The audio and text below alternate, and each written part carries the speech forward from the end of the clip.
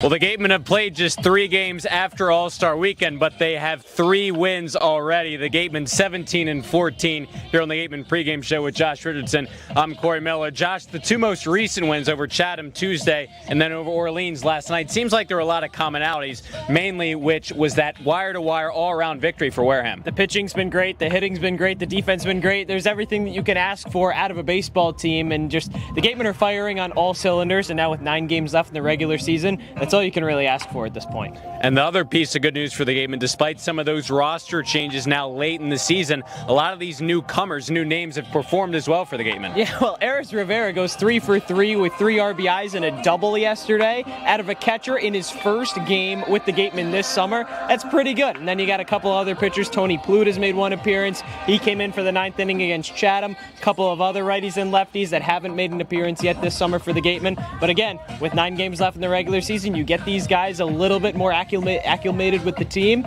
It's going to be pretty good and pretty dangerous at the end of the year. Yeah, what a debut it was for Aris Rivera, and he's with our Rayna Maggelet. Rayna Maggelet joins alongside Wareham Gatemen catcher Aris Rivera. So Aris, last night you had your 2025 Gatemen debut. You went 3 for 3. You had 3 RBIs and a double. What was really working for you at the plate? Really just keeping it simple, to be honest, and not trying to do too much. Haven't seen live pitching in a little bit, but no TLB and says mob. So I was just really trying to keep it simple and trying to compete and do my job and keep it simple. Last time we talked, you mentioned that you were still getting comfortable and getting to know the Gatemen pitching staff. How did it feel to work alongside them in a game?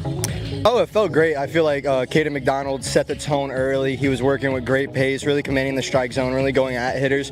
So I felt like that made a great pace for the game and made it really efficient to work with him and just understand what was working for him and compete against other great hitters.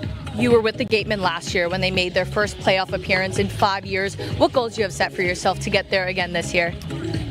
Just keep playing our brand of baseball. I think right now I feel like we're clicking on all cylinders from pitching and hitting, and I feel like keep playing our brand of baseball. And I feel like if we keep rolling on into the postseason, that we'll put ourselves in a great spot to compete with other teams. Absolutely. Well, good luck tonight. Thank you.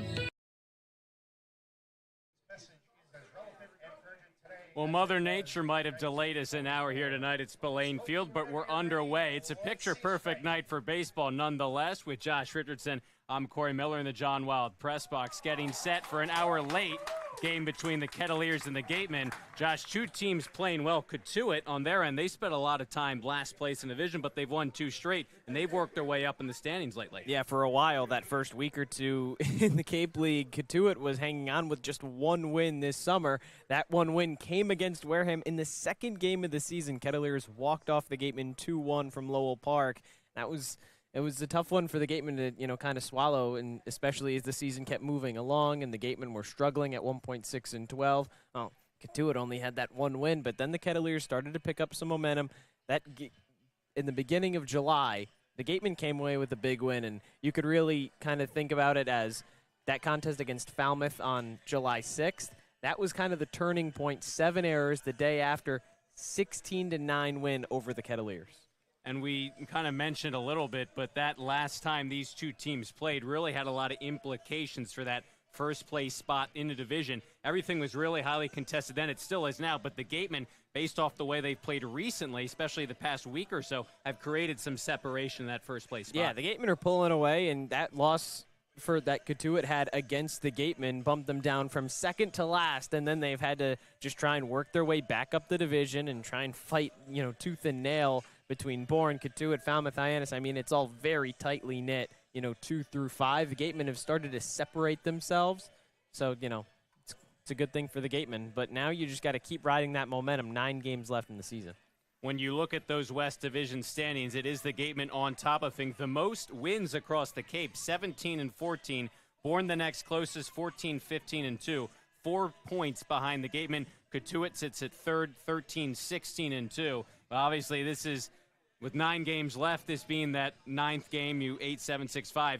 A lot riding, especially in these interdivision matchups. The Gatemen got the win over Orleans last night, but a lot can change, especially in the division when you have these divisional matchups. Yeah, it's so close, and it's the same thing over in the East, as we talked about a little bit there as well. I mean, just 1 point separating 1 through 3, so it's very tightly knit, it's very compact, And this last week and a half or so with 9 games left in the season is going to be a big indicator of maybe how these playoffs are going to go as well, Corey. Obviously, Cotuit topped Wareham in the playoff one-game elimination last summer, but the Gatemen have had the edge so far this summer in the 3 matchups so far this summer. Cotuit grabbed the first one all the way back on the second game of the season, but since then it's been the Gatemen taking advantage. One here at Spillane Field, that was 16-9, and then 4-2 most recently on the 17th.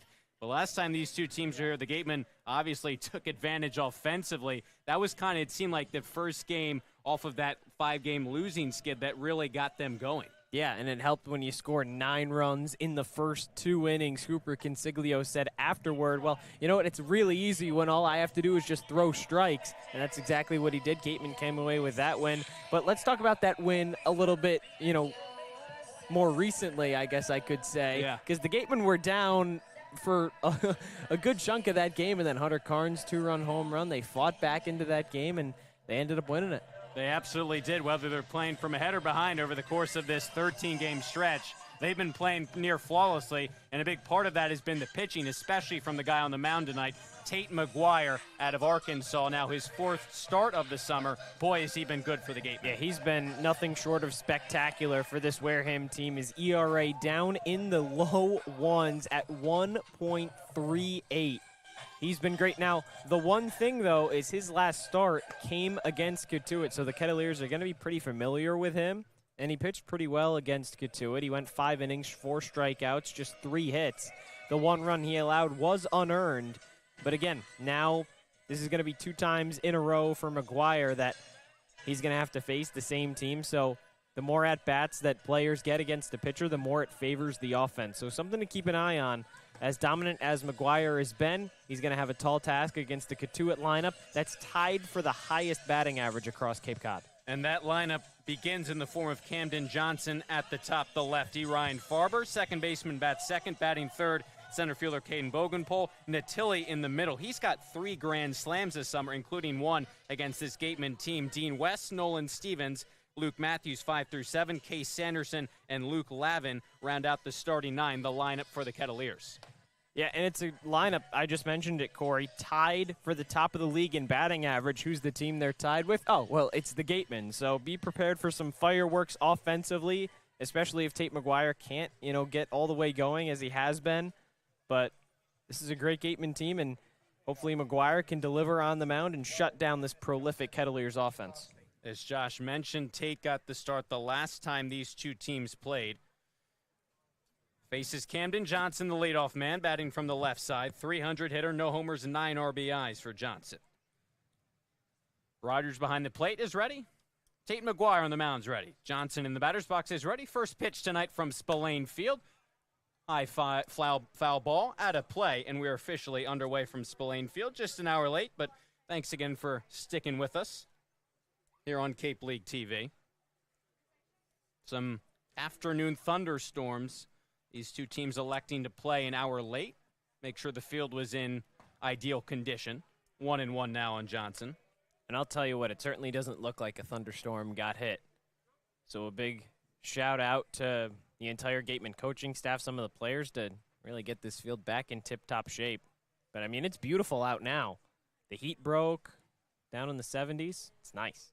Was going to say, as a breaking ball is in for a called strike, at least 10 degrees it feels like it's cooled off between the low 90s temperatures it felt like when we arrived at Spillane Field earlier this afternoon. It was a hot one. It was hot and it was humid. 1-2 the count on the third baseman Johnson. McGuire into the windup, pitch home. Fisted foul.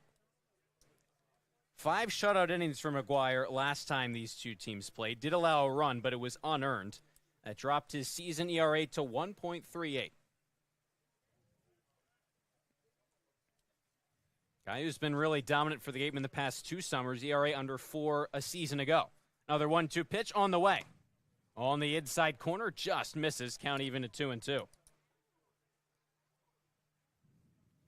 Mentioned Cotuit's won 2 straight. Last night, it was a mercy rule win over Hyannis, 11-0. 2-2 from McGuire. Ground ball back up the middle. Ramirez shading, makes a nice play behind the bag. Low throw to first. And a great job by Rivera over there to pick it.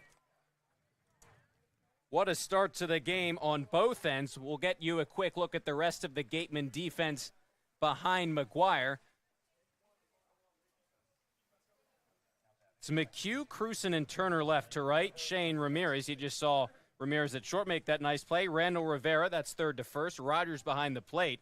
So a couple of guys in new positions here tonight for the Gatemen, but a nice play to begin the top of the first. Yeah, well, two of the newest Gatemen, Chris Ramirez, Aris Rivera, connecting on that ground out. Just good play. 0-1 on Farber.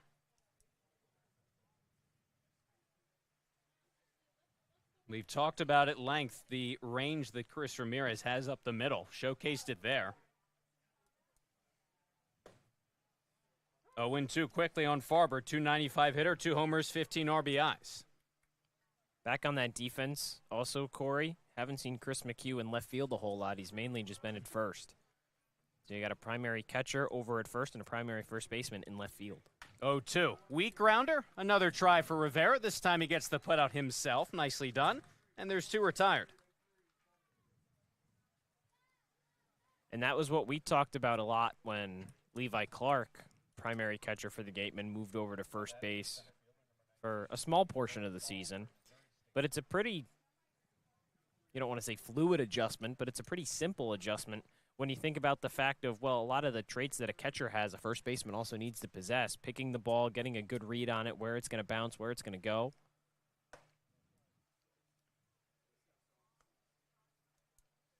And it kind of felt like if there's a position where you need someone to learn on the fly, Ryan Smythe has stuck those players in left field. The center fielder, Bogenpol, waiting on the 1-0, make it 2-0. Kaden, a 237 hitter with a homer and 15 RBIs. It's not like McHugh doesn't have that versatility. Was graded as a shortstop coming out of high school, played second base his freshman year at VCU, and then for the NC State Wolfpack has been a corner infielder. But as you said, just really haven't seen him anywhere other than first. The 2-0. Bogenpol takes on a breaking ball. It's 2-1. Well, that was something that we kind of hinted at yesterday a little bit, Cory, was building out our Gateman all-star lineup from anyone that's played for Wareham this summer. And there's just been so much talent everywhere else that you don't really need McHugh anywhere other than left field, or other than first base. He's going to get a try right here and makes the catch for out number 3. Flawless first inning of work for Tate McGuire, picking up where he has left off. 3 up, 3 down. After the top of the first, it's the Kettleers 0 and the Gatemen coming to bat. Wareham-based AD Makepeace Company, founded in 1854, is North America's largest cranberry grower and recognized leader in environmentally responsible real estate development and land stewardship. For 171 years, AD Makepeace Company has supported community events and organizations like your Wareham Gatemen. Visit admakepeace.com to learn more. Cape Cod 5 is proud to be the official banking partner of the Cape Cod Baseball League. Cape Cod 5 offers a broad range of financial products and services tailored for every stage in your financial journey. Reach out to us. We're here to help. For a good piece of glass, call Abby, located at 3 Tyler Ave in East Wareham. Call Abby Glass and Locks about getting a free quote for your windows, doors, locks, and other glass needs. Here at the Mass State Lottery, we know there's no bigger win than the $1 billion we provide each year to support all 351 cities and towns in Massachusetts. Now that's how we all win. The Mass State Lottery. Welcome to the state of winning. The southpaw Peyton Manca getting in his warm-up pitches. Home half of the first about to commence. This is a red-hot Gateman lineup. And it's certainly given the Kettleers trouble the past couple of games, so the lefty has his hands full here tonight. Yeah, 20 runs in the last 2 contests for Wareham against Cotuit. Now, Manca this season for the Kettleers has pitched pretty well. 5 games, 4 starts. He's at a 3.3 ERA. He's got 15 Ks to his name as well, so definitely somebody that the Gatemen are going to have to try and work around, and he's been pretty effective. The good news for Wareham, they've got 7 lefties in the lineup. Or 7 righties, rather. Yeah, they definitely stack the right-handed side of the order. We get a look at the full picture. Begins with Randall, Turner, McHugh, 1 through 3. McDonald, Cruson, Ramirez. Chris Ramirez elevated from that bottom part, now kind of the middle part of the order at the 6th spot. Rivera, Shane, Rogers. The Gatemen get both of their catchers in there tonight facing the lefty. Well, when you got Chris Ramirez hitting .500 even on the season, it's pretty good. And speaking of pretty good, how about the guy at the top of the order in Braden Randall? Popped his first homer of the summer, 2-run shot to right field last night. On the hole, he's hitting .287, 13 RBIs out of that leadoff spot.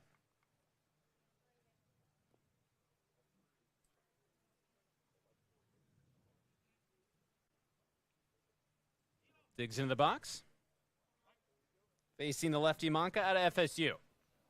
First pitch of the home half of the first misses low for ball one.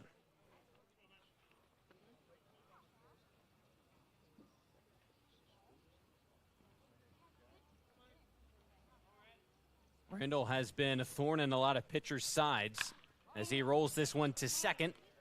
Farber fields cleanly. Easy throw to first in time. Guy who typically sees a lot of pitches every at-bat. Just saw two of them right there, and he's out to begin the home half of the first. We saw Farber at second. The rest of the defense behind Manca on the mound. In the outfield, it's West, Bogenpole, Stevens, the look from left to right.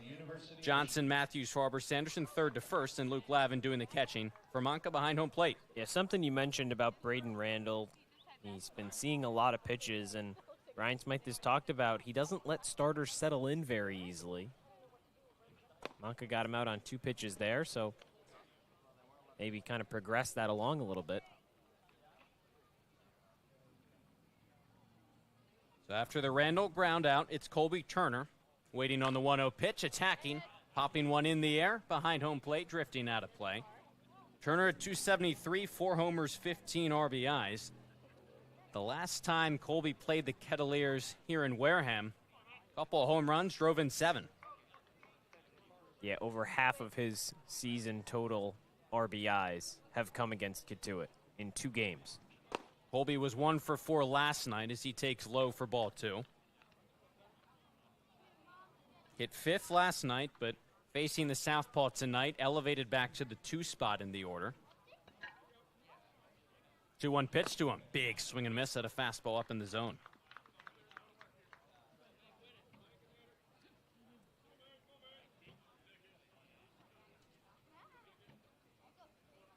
Gateman off of that 3rd straight win post All-Star break last night. 2-2. Weak contact. Turner just got a piece of it. Stays alive.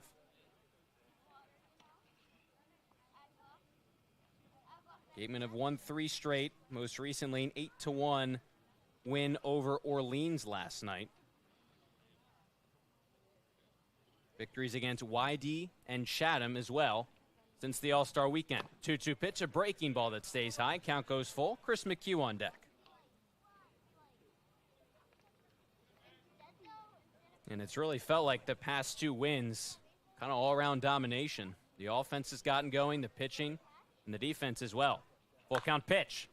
Mile-high fly ball, shallow left field. Drifting towards the line, Matthews underneath and makes the catch for out number 2. And this Gateman hot streak goes back about 2.5 weeks now. 10 of the last 11. It's been so solid. You can go 11 of the last 13, but 10 of the last 11 sounds a little better than that. And that's the thing. It kind of really started against this Cotuit team last time they played at home. That 16-9 win. The Gatemen would drop the next one against Brewster, but that was since the first. then, that was the first win in July. Yeah, since then, just 1 loss after the loss to Brewster. The Cotuit home matchup was the first game after that Falmouth contest in which Wareham made 7 errors. Back on July 6th, it was a 16-9 Gateman win over Cotuit. As McHugh's had in the count 2-0. Chris at .257, 5 homers, 15 runs batted in.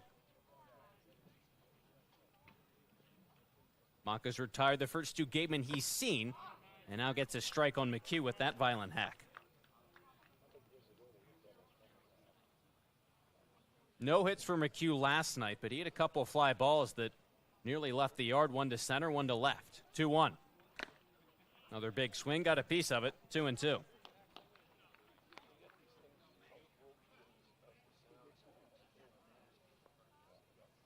Tied for the team lead in home runs, now with Kaden McDonald, who launched his 5th last night. Kaden waits on deck.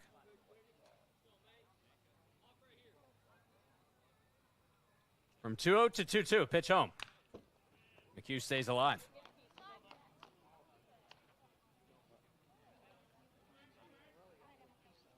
Took the Gateman offense a couple innings to get going last night. Not much through the first 2 innings, but then certainly turned things around, especially in that third. 12 total hits, 8 runs. 2-2 again.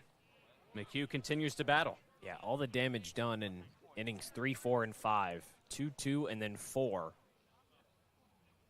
That big 5th inning really put the game out of reach at that point. Getting started an hour later tonight. Another 2-2. McHugh pops it foul. This one makes the seats as well. Good battle right now between Manca and McHugh. He's just protecting the plate at this point. First 2 pitches, balls, and Manca got one by him. 4 straight foul balls.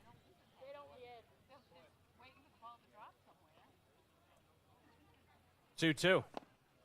Stays low. McHugh's now worked the count full. This will be pitch number 9 of the at-bat upcoming with McDonald on deck. And that's really impressive to know not to just turn into a swing-happy guy, because you know you have to protect. Popped up behind home plate. Lavin gives it a look, but it's out of play. It can be so easy when you fouled off a couple straight in a row and you're just like, oh, I have to swing at everything because I have to foul it off. Well, no, the pitcher still has to find the zone. We've seen a lot of these battles from Braden Randall. Right now it's Chris McHugh, though. Manca will be up to 19 on this offering. Payoff pitch. High fly ball into left field. Hugging the line. West maneuvering into foul play. He makes the catch for out number 3. A great at-bat from Chris McHugh ends in a flyout. Nothing doing for the Gatemen in their home half of the first. Third inning to play on Cape League TV. We're knotted up at 0. Here at the Mass State Lottery, we're known for our monster wins. But there's no bigger win than the $1 billion we provide each year to support all 351 cities and towns in Massachusetts. In our game, we know that supporting local businesses and helping communities is how we all win. Because at the lottery, we're all playing for the home team. The Mass State Lottery. Welcome to the state of winning. A+ repairs smartphones, tablets, game consoles, and computers. Get it done right the first time. Cape Cod Central Railroad is proud to sponsor the Wareham Gatemen for the 2nd year in a row. Experience the scenic beauty of Cape Cod like never before. Journey through picturesque marshes, cranberry bogs, and dunes on our historic rail line. Whether you're savoring a 5-course gourmet dinner, enjoying a Sunday brunch with a live jazz band, or bringing the family on a narrated excursion, there's a ride for everyone. Departing from Hyannis and Buzzards Bay, visit capetrain.com to book your ride today. No runs for either of these two teams. Some Friday night baseball here at Spillane Field.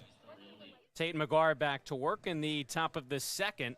And he's had plenty of success, carried it over at least in that first inning against this Cotuit squad. 3 up, 3 down. Got a couple of ground outs and then a fly out. It's inducing some weak contact. That's been one of the things with this Gateman team.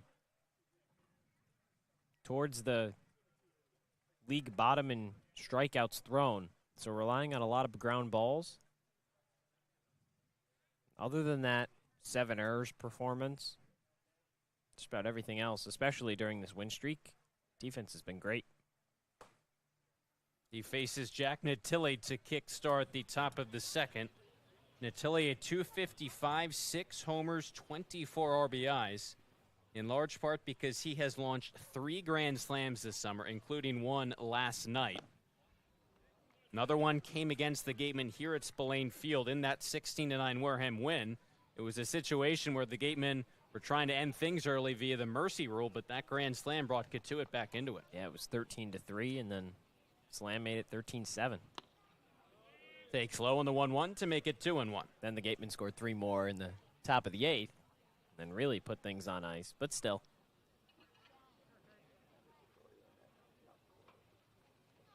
First and the third place teams in the West Division doing battle tonight. 2-2 on Jack Natilli, the DH tonight. Wareham is the only team above 500 in the West Division right now. Have some breathing room, 4 points. Equivalent of 2 wins. 2-2. Natilli connects, ground ball base it, right back up the middle. Kettleers get the first base runner of the night. He's been swinging a hot bat.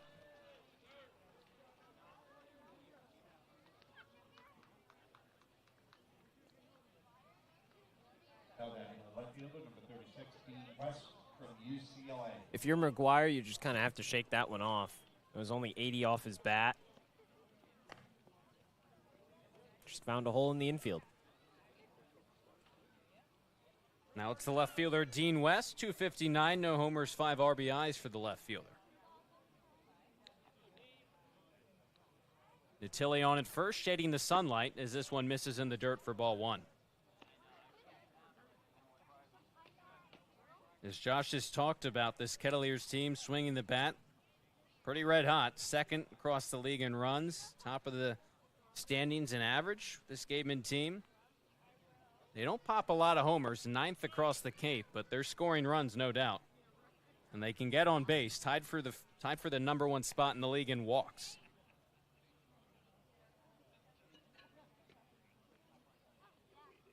And it's interesting, you look at the flip side, top team in batting average against when they're on the mound, but all that adds up to a third place spot at 13, 16, and 2. 2-0 to West. McGuire finds his own. And you can get into, some of the advanced analytics and everything. One of those fun things that the Cape League website kind of presents is expected win-loss record, which goes kind of based on runs scored and runs allowed, what the difference is. Cotuit has the second best run differential across Cape Cod, 154 scored, 123 allowed. So their expected win-loss, according to the Cape Cod website, would be 17-12. Wow. Would be the same amount of wins as this Gateman team, 2-2 now on West. And they have been involved in a decent amount of blowouts.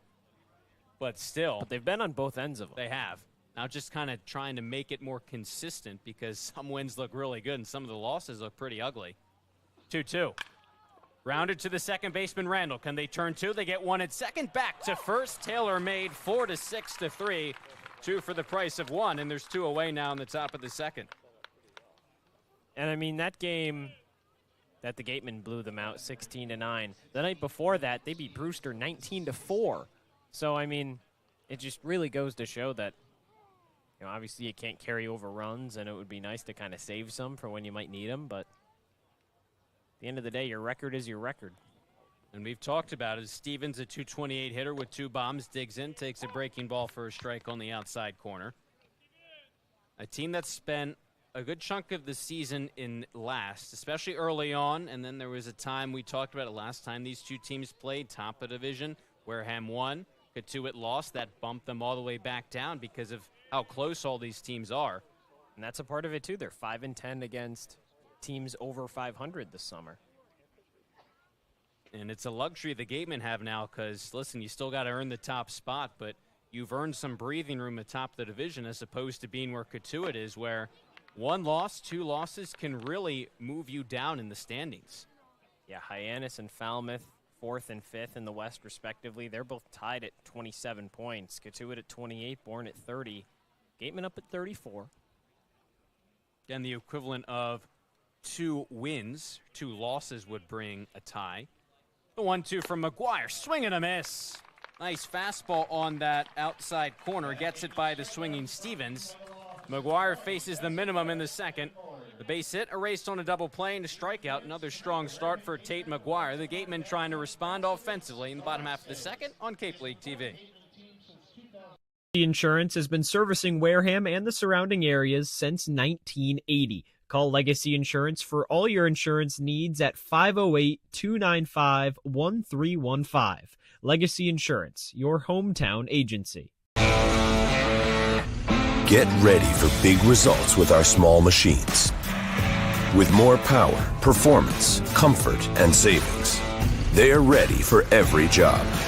And we're ready with plenty of inventory, the best support in the business, same-day parts availability, and locations across the Northeast.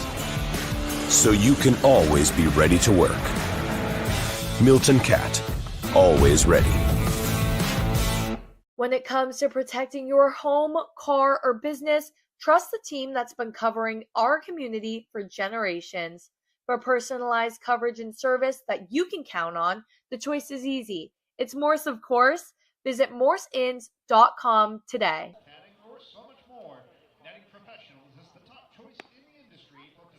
The red-hot Gatemen have certainly had plenty of newcomers over the course of this win stretch, but no one has really made such an impactful debut as Aris Rivera making his first start last night. Man, was he great in the win over Orleans. Yeah, I mean, Rivera 3 for 3, a double, 3 RBIs, and a walk. He reached safely in all 4 plate appearances. He was nothing short of spectacular, and that was a guy that Ryan Smythe said, well, you know what, when we knew that we needed to kind of bring in another catcher, he was an easy call. We knew that was who we wanted to go with and kind of bring into this team. Rivera responded and said it's great to be back. He loves this environment. He loves this team playing for Smythe and just being on Cape Cod. It's a great experience for him, and if the rest of this season, the regular season, and hopefully the playoffs goes anything like his Gateman debut, it's going to be smooth sailing for Rivera this year. Reached base 4 times did Rivera last night as McDonald takes outside from Manca to begin the bottom of the second. 4-5-6 for the Gateman due up. Drove in a couple of runs. And there's been some pretty solid Gateman debuts this summer. That one's popped in the air. Foul territory, right side. Sanderson drifting, and he makes the catch right before the fence for out number 1. You think about Drew Rogers, his kind of platoon mate behind the plate. He had the 3-run homer his first at bat, but to go 3 for 3 and reach base 4 times, that's something we talked about. We really just haven't seen. That's tough to make that kind of a first impression. Yeah, I'm trying to think about other first impressions. I mean, opening day, Ty Daly had a double, but I mean, he wasn't 3 for 3. The Gateman lost. Levi Clark's first game had a home run, right? Against Couple Harwich. hits, yeah, but again, to be batting 1,000 after your first game, play flawless defense too. Rivera could do no wrong. And he's in the lineup again tonight, no surprise. Slides from catcher to first base. 1-0 to Cruson. Flared to the left side, leaping catch by Johnson at third. Cruson retired, 2 away. And you know, Ryan Smythe also talked about what a luxury it is to have 2 guys, hopefully in Rogers and Rivera down the stretch at that catcher position. Cruson just couldn't get this one over Johnson. To have 2 really strong catchers, guys who've looked really strong defensively, but to have 2 guys, 2 options behind the plate that could be really strong options on both sides of the ball in the playoffs as well. Nice trick up to have up your sleeve. Yeah, just kind of waiting for Rogers' bat to kind of get going. That home run, still his only hit of the summer, at least for the Gateman. Came over from Brewster, but he was hitting just a $167. He's at 0.59 for Wareham.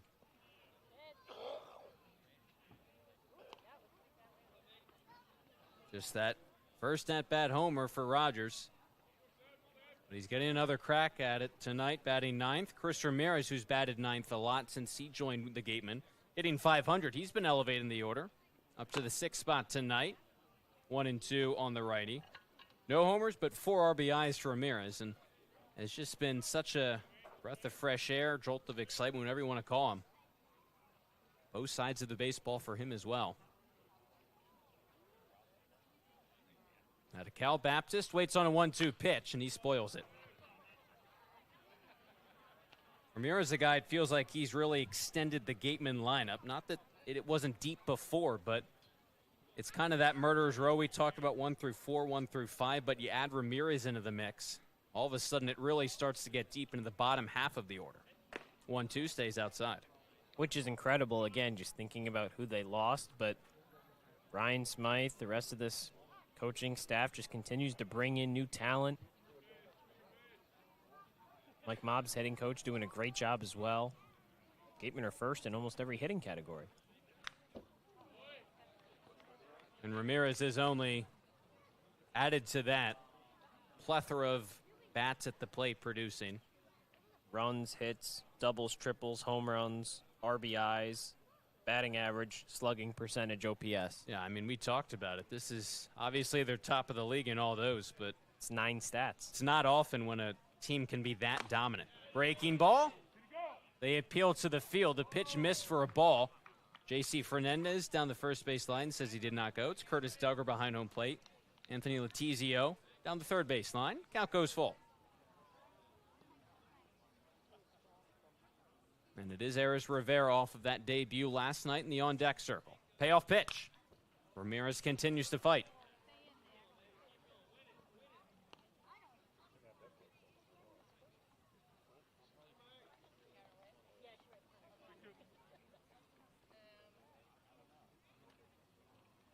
Guy Ramirez, who had 7 hits in his Cal Baptist debut. He'll have another one right here.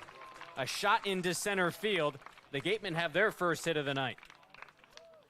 He's so good. Again, he's not somebody that's going to wow you with his power. He just seems like the right-handed version of Braden Randall for this Gateman lineup. He really is. 9 pitches. He fought it off. He sent it back up the middle. Great piece of hitting. With 2 outs as well. Had 2 strikes on him pretty early in the count. Fought out of it.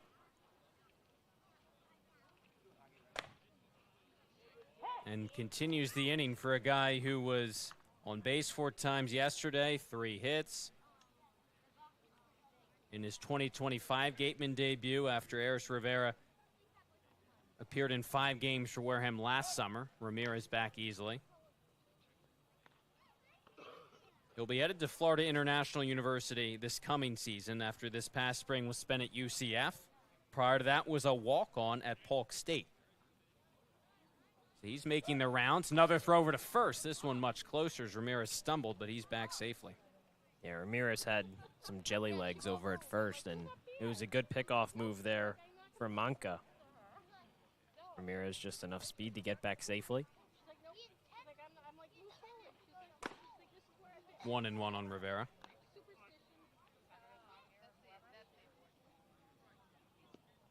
You thought coming in, the way the lineup was producing, maybe only really needed defense from your catcher. Rivera provides that, had a perfect fielding percentage this past spring at UCF.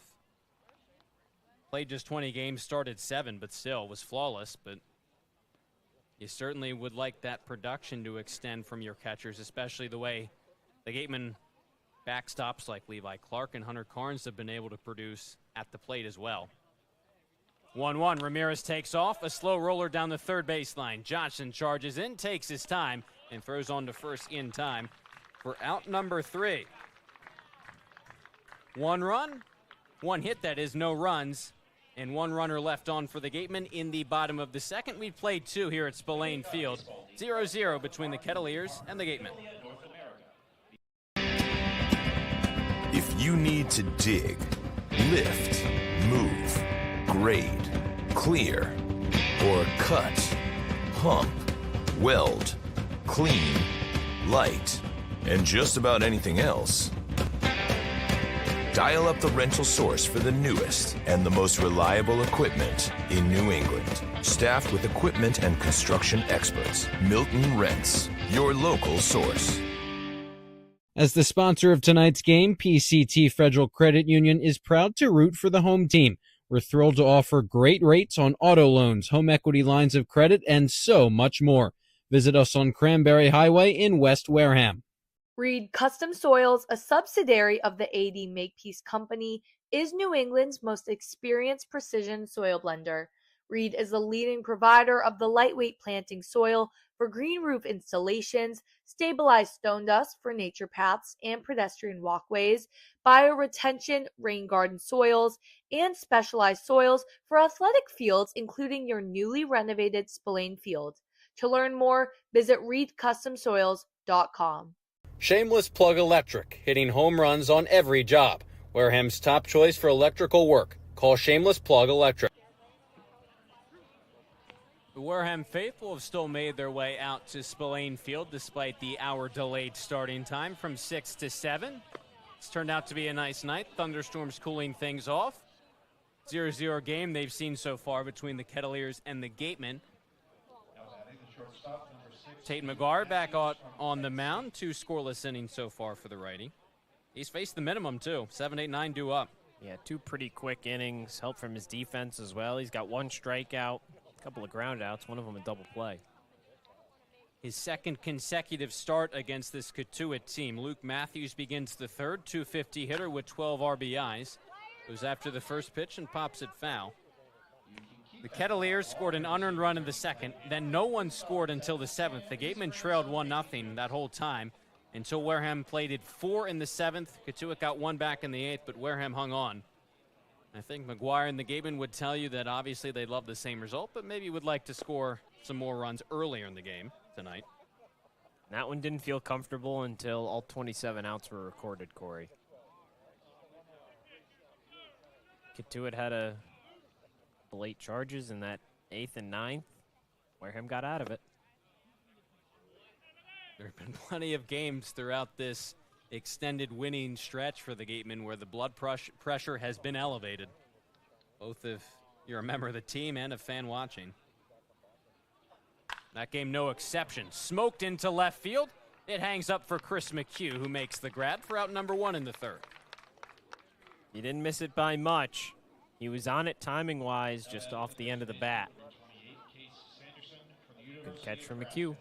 He's been tested twice so far tonight, playing in left field.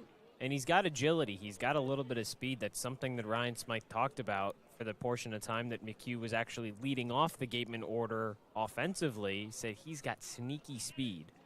So he can hold his own in the outfield.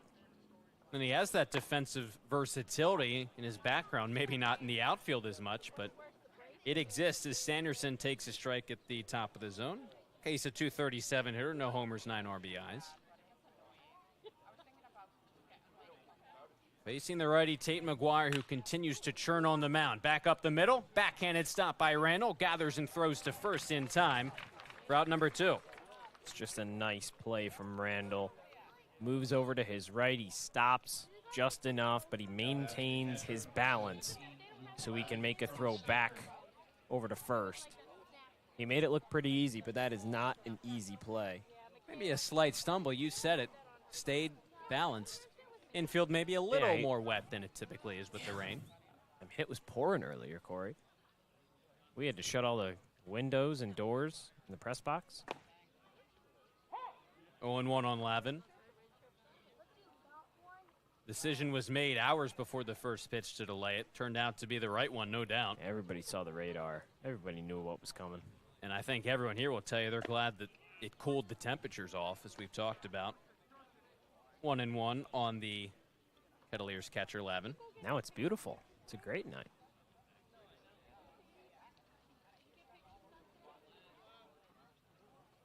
Quickly 2 retired, top of the 3rd, and it's 2-1 on Luke Lavin.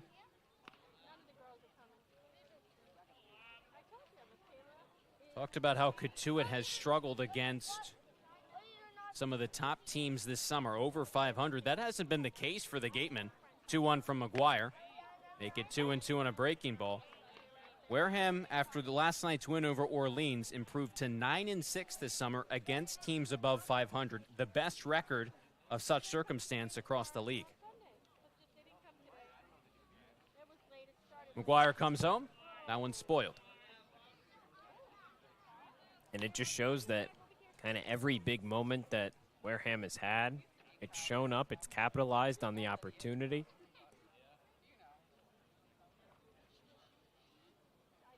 It's a good remedy for playoff success as well. Flared into center. Cruson drifting back underneath of it and makes the catch for out number 3. 3 up, 3 down for Tate McGuire through 3. He's faced the minimum. Another strong start so far for the righty. Gateman trying to get him some run support when we come back on Cape League TV. Finding a good personal injury attorney is very difficult. If you or a family member has been involved in an accident, hurt at work, suffered a slip and fall, or have been injured due to negligence of someone else, contact the lawyers at Reedy, Kiernan, and McNally, LLP today. They are experienced trial attorneys who practice in all of the courts in the Commonwealth. The firm has been recognized by Best Lawyers in America for outstanding legal representation. Contact Reedy, Kiernan, and McNally, LLP today.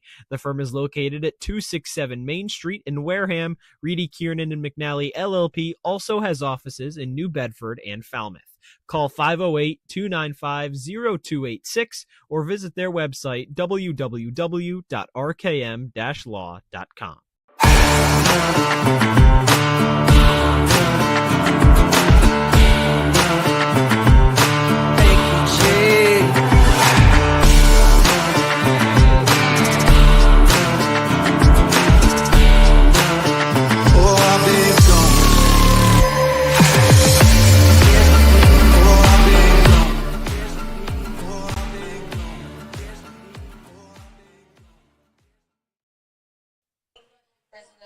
Welcome back to some Friday night baseball. In just a couple of days here at Spillane Field, it'll be our second ever installment of Sundays in Center. But Josh, it looks like some fans beat us to the punch tonight. Yeah, well, they must have seen our broadcast from a couple weekends ago and known, well, you know what, they got a pretty good view of the ballpark and the game, and it was a good win at that for the Gatemen. So hoping to kind of bring that energy back sitting in center field. It's always fun to bring your own lawn chair, but it's one thing to put it behind home plate. We haven't seen it out that far into center field yet. Yeah, they're really kind of isolated out there. They're creative. Past the bleachers in their own little island. Enjoying the Gatemen and the Kettleers. No runs for either team, just one hit apiece. Van Shayen, 8-9-1, leads off the bottom of the third. Bunt attempt that dribbles foul. He's got a lot of speed, but he might need to take a little bit more off that bunt. Hope he can get some backspin, because that one got over to Johnson in a hurry. Honestly lucky that it went foul.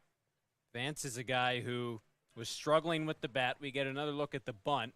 Gatemen have struggled to get a lot of those down this summer, but he was hitting under 200, raised the average up to 220, and now has dropped back down to 190.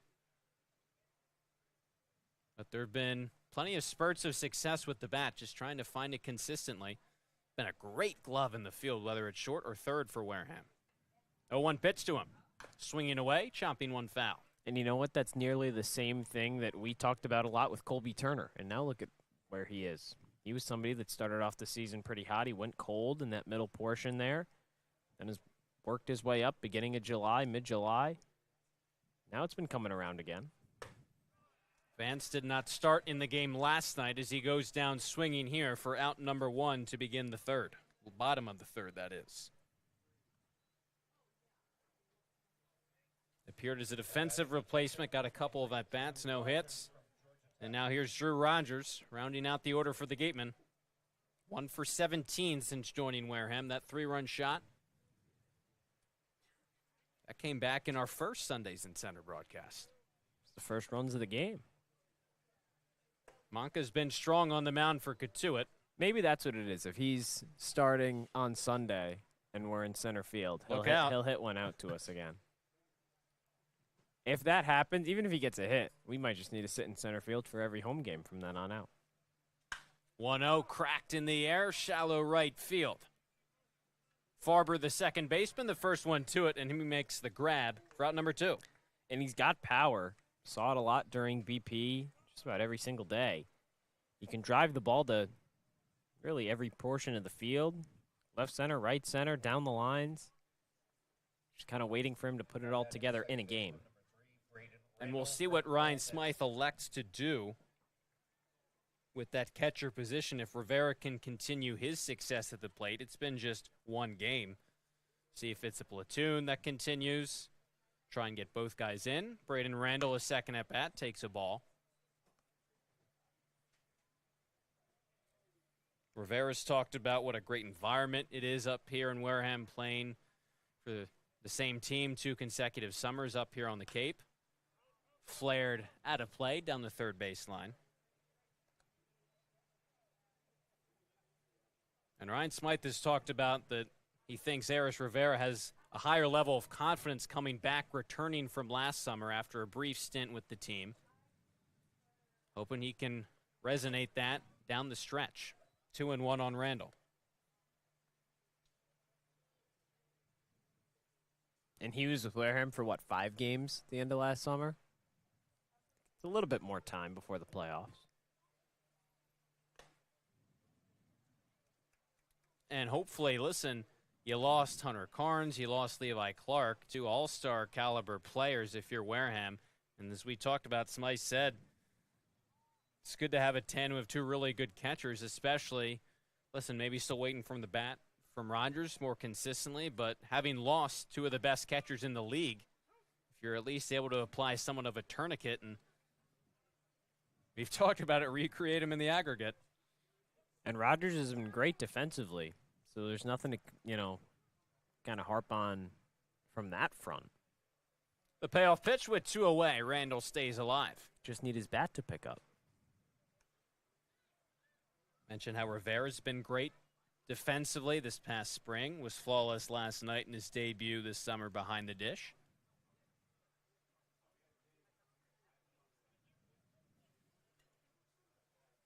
This will be pitch number 7 of the Randall at bat on the way. Connects on a high fly ball into right center field. Stevens ranging over, and he makes the grab for out number 3. Nothing doing for either team here in the third. 6 up, 6 down. These 2 squads trading zeros now through 3 innings. Stay tuned to Cape League TV. Law. Live, life, law. Covering all residential and commercial real estate matters. You live life to the fullest and let us Sync Law. That's synclaw.com. Sync with an I, not a Y. Be selfish. We represent only you.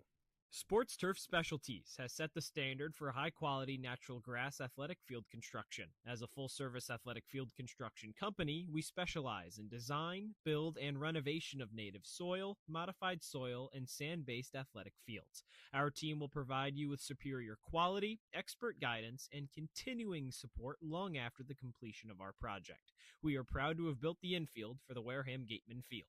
Go Gatemen. If you can dream it, if you can cruise in it, if you can summer in it, fish from it, or take it for a day at the beach, we can protect it. The Baldwin Group, protecting the possible. Back here at Spillane Field, Gateman President Glenn Hannington in the red. Hey, there he is. Enjoying some West Division action, hoping his squad can get out in front. But meanwhile, we look what's not going on here at Spillane Field across the rest of the league. Couple of matchups the Gatemen will have their eyes on. Still in a comfortable spot in the division, but Bourne and Hyannis. Harborhawks over the Braves 1-0. The Gatemen are hoping that score can go final, with Bourne right behind Wareham. Brewster and Falmouth 0-0. YD's over Chatham early on, and Harwich midway through 2-1 over the Firebirds. Yeah, that's the other big West Division game. If Hyannis can hold on to that lead, of course, it is early, just about to go into the 4th inning from McKeon Park, but if you take down number 2 team in the West, and again, everybody kind of 2 through 5 can just beat each other up. Gateman take a win against Cotuit here just to give yourself some more breathing room and make that magic number even lower with 8 games left after tonight. Mentioned last night how as Johnson checks his swing back to the top of the Cotuit order, how the best case scenario for the Gatemen, listen, obviously to keep winning, no doubt about that.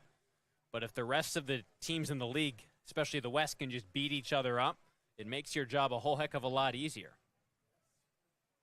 3 scoreless innings for McGuire so far tonight. 1-1 now on Johnson, who grounded to short to start the game tonight.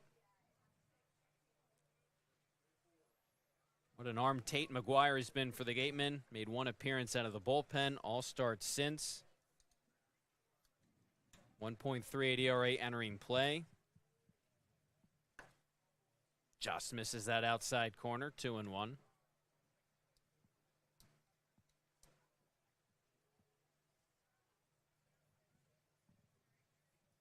Mentioned how the Gatemen were performing well against teams above 500 this summer, 9-6, the best record in that situation across the league. Another foul ball here from Johnson. Wareham's one of just 3 squads this summer with a winning record against opponents above 500, joining Chatham and Orleans, which means no other team in the West Division has a positive head-to-head against teams with a winning record Which this is summer. funny that the bottom 2 teams in the East are the other 2 teams that have a lot of success above 500. Ramirez quickly gets rid of it. A nice play over to first. Johnson's retired for out number 1 to begin the 4th. And I think that's the thing is for a large portion of this season, we talked about kind of 2 through 5 beating each other up in the West. Everybody has been beating up each other in the East. Brewster got off to that quick start, and then YD had that 9-game win streak. And then since that period in time, it's really just kind of been every man for themselves. Orleans is 7-3 over the last 10. Chatham's 5-5. Harwich is 6-4. And then you look at those top 2 teams, and YD and Brewster, 4-5 and 4-6. In a situation where you look at the East Division, 4 teams above 500. You look at the West, only 1, and it's the Gatemen. Ryan Farber, his second at bat, grounder to first, back in the first, and it's 2-0 on the switch hitting Farber. And it really has been a stronger East as a whole for a majority of the season, to the point that last in the East was at one point tied with Wareham, would have been first in the West. 2-0 to Farber, stays low. 3 balls, no strikes to the second baseman. But now that's starting to change a little bit. Gateman just a point behind Harwich and YD, top 2 teams in the East. And Wareham is split 2-2 against both of those squads, so pretty even opponents. 3-1, Farber takes a strike. And it could change, especially when these teams play a lot of divisional contests to end this season. Look at Brewster, they're 2 games above 500. Orleans 1. YD and Harwich atop the Division 3, so not a whole lot separating them from that above 500 mark. Randall lays out, gets to his knees and fires to first on the money. Nice play by the second baseman for out number 2. Wow. This middle infield is really just special. And we talked about it. Van Shayen was over at short for a period in time, and that was kind of the tandem up the middle, but now Chris Ramirez has taken over that spot, and Shayen moves over to third base. That transition's been pretty seamless. Just such a great defensive infield for Wareham over these last 12, 13, 14 games. Bogan Pole cracks one in the air, falling fast, starting back, and then in, then back again was Colby Turner. Makes the catch to retire Bogan Pole to end the top of the 4th. Another 3-up, 3-down inning for Tate McGuire. How about facing the minimum through 4 innings? The righty's been dominant. The Gatemen trying to back him up with the offense when we come back on Cape League TV. Turf Specialties has set the standard for high-quality natural grass athletic field construction. As a full-service athletic field construction company, we specialize in design, build, and renovation of native soil, modified soil, and sand-based athletic fields. Our team will provide you with superior quality, expert guidance, and continuing support long after the completion of our project. We are proud to have built the infield for the Wareham Gatemen Field. Go Gatemen! There hasn't been a ton of training when it comes to bat speed or products for players to be able to train bat speed.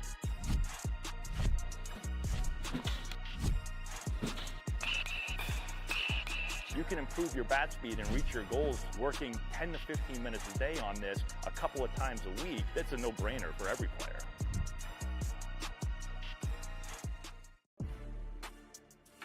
You can make any bat feel lighter by adding a velo puck knob. Instead of having to go get a whole entirely new bat, you can simply add the puck to it.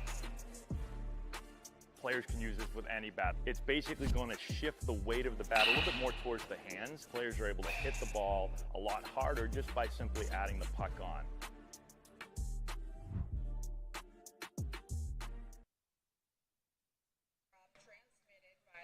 Back here at Spillane Field, nothing game between the Gatemen and the Kettleers. Manca and Tate McGuire on the mound have traded zeros. Colby Turner leads off the bottom of the fourth. The Gatemen of 2-3-4 in the heart of the order, trying to break the tie. Yeah, I mean, we've got 2 hits through 3.5 innings, 1 from each side. Gateman used that 1 hit from Jack Natilli to help turn a double play. Wareham left their 2-out base runner, and Chris Ramirez stranded in the second. So it's just get those guys on early in the inning and just try and do some damage with runners on and less than 2 outs. And here is Turner. Talked about earlier how he kind of kick-started his all-star campaign in this contest against Cotuit last time at Spillane Field. Was swinging a hot bat, kind of trailed off a little bit leading into the all-star game, but had 2 hits in that game and then has been swinging a hot bat since. Kind of representative of his time this past spring at Michigan, where he struggled early on. He kind of made reference of a fact that at Ray Fisher Stadium, Wolverines' home ballpark, there's a sign that says, "You'll never get hot if you don't know the cold." And Turner has certainly known both sides of that fact this past spring and this past summer. He got off to a rough start in the spring, hit just 100 kind of around mid-season, but broke out of that slump, and he's been such a big part of the Gateman offense for the course of this winning stretch. That's one of those things that Ryan Smythe talked about as well, and just kind of going off of Colby Turner making an all-star starter appearance. Is he said, he's a tough guy because he wants to go play baseball up in Michigan. Not a whole lot of guys want to do that. They want to go, kind of stay on the East Coast, down Florida, the Carolinas, go over to the West Coast, and just kind of be in the sun year-round. Not Turner. And he went from SDSU to Michigan. so he had that sun for a while. Tale of 2 extremes. Did you ever thinking about going to a school with a lot of sun, Cory? I knew it was definitely a possibility, but obviously looking at some other things before climate is the most important. Mile high flying to shallow right. All the way in comes Stevens to make the catch. But it's certainly an added bonus, I think, when you can get some of that weather. Yeah, we're not as lucky as a lot of these guys. Josh Butler, Kaden McDonald, Hayden Yost, either Arizona State, Florida. They've got a little bit better than us when it comes to the weather. Yeah, they get the heat, but I don't think they've probably seen snow once, of course, of their playing time there. Not like we have at Syracuse, I'll tell you that. Especially this past winter. McHugh, second at bat for the righty, takes inside for ball 1. It was cold, wasn't it? Man. 100 feet of snow. There was a graphic that kind of affected both Syracuse and, Albany, capital of New York, was that from November 17th, the weekend of November 17th, up through, I think it was nearly Memorial Day, there was not a single weekend that some form of precipitation did not exist. Yeah. Whether it be snow or rain, yeah, so it was just a battle of the elements. Even once you get above that freezing plateau, it's still the precipitation one way or another. It's every weekend. Tough epicenter for weather, that's for sure. After the McHugh ground out to third, here's Kaden McDonald. Manca has continued to mow down this Gateman order as McDonald takes a breaking ball high in the zone. Kaden will be joining our broadcast a little later on, top of the 6th. Can't think of a guy we'd like to talk to more than a guy who has just owned the month of July. Flies it in the air to center. Bogenpol doesn't have to move a whole lot, and he makes the grab for out number 3. A pitcher's duel through 3 extends to a pitcher's duel through 4. Just 2 hits between these two squads, no runs to speak of. We move ahead to the top of the 5th, scoreless on Cape League TV. Wareham-based AD Makepeace Company, founded in 1854, is North America's largest cranberry grower and recognized leader in environmentally responsible real estate development and land stewardship. For 171 years, AD Makepeace Company has supported community events and organizations like your Wareham Gatemen. Visit admakepeace.com to learn more. Cape Cod 5 is proud to be the official banking partner of the Cape Cod Baseball League. Cape Cod 5 offers a broad range of financial products and services tailored for every stage in your financial journey. Reach out to us. We're here to help. For a good piece of glass, call Abby, located at 3 Tyler Ave in East Wareham. Call Abby Glass and Locks about getting a free quote for your windows, doors, locks, and other glass needs. Here at the Mass State Lottery, we know there's no bigger win than the $1 billion we provide each year to support all 351 cities and towns in Massachusetts. Now that's how we all win. The Mass State Lottery. Welcome to the state of winning. Another look at some fans tonight at Spillane Field. I'm being told by our producer, Chuck Luarasi, that gentleman's calling himself the Imperial Wizard. I guess with that hat, why not? Certainly going to get plenty of attention. We want to clarify that this is not Cory or I that is calling him the Imperial Wizard. We are being told by our producer that that is his name. I guess he just introduces himself. Just for legal purposes. Yeah. I've watched enough episodes of Suits to know that I'm going to say that beforehand. Disclaimer certainly needed. Plausible deniability right there. It's a 0-0 game back on the field. McGuire and Manca on the mound have combined to just surrender 2 hits, 1 apiece. Tate has faced the minimum through 4 innings. Jack Natilli, the only base hit to speak of for the Kettleers tonight, his second at-bat, takes a breaking ball for a called strike. Yeah, he led off the second with the single, and then Dean West, 4-6-3. Tate's been efficient through 4 innings, 4+ now. Really has. Quickly 0-2. He's at 51 pitches now. Part of a Gateman pitching staff that has lowered their ERA to 4.26. Right exactly 5th in the Cape League standings in terms of ERA. The 0-2 to Natilli. Comes up empty on that hack. 3 pitches, 3 strikes. Down goes the Kettleers DH to begin the 5th. And we've talked about the Gateman pitching staff yesterday a little bit in terms of the changes it's had to see as guys are headed back to school, but it feels like somewhat as we get another look at the 3-pitch strikeout from McGuire. Almost seems like with the way this offense is producing for the Gatemen, you got to wonder, is the pitching staff getting all the credit they deserve for some of the work they've been doing lately? And they've pitched really well, and it's going to be really important as more of these guys keep leaving. Cooper Consiglio released. Some of these guys, you just don't know how much longer they're going to be with the team. So you just hope that everybody that kind of stays can keep up that momentum. Consiglio gone. I mean, Chase Richter was, at one point, he was the last pitcher to allow an earned run, and he was gone mid-June. But as the season has progressed, everybody has just continued to keep up that pace. It helps when you have Kaden McDonald. It sure does.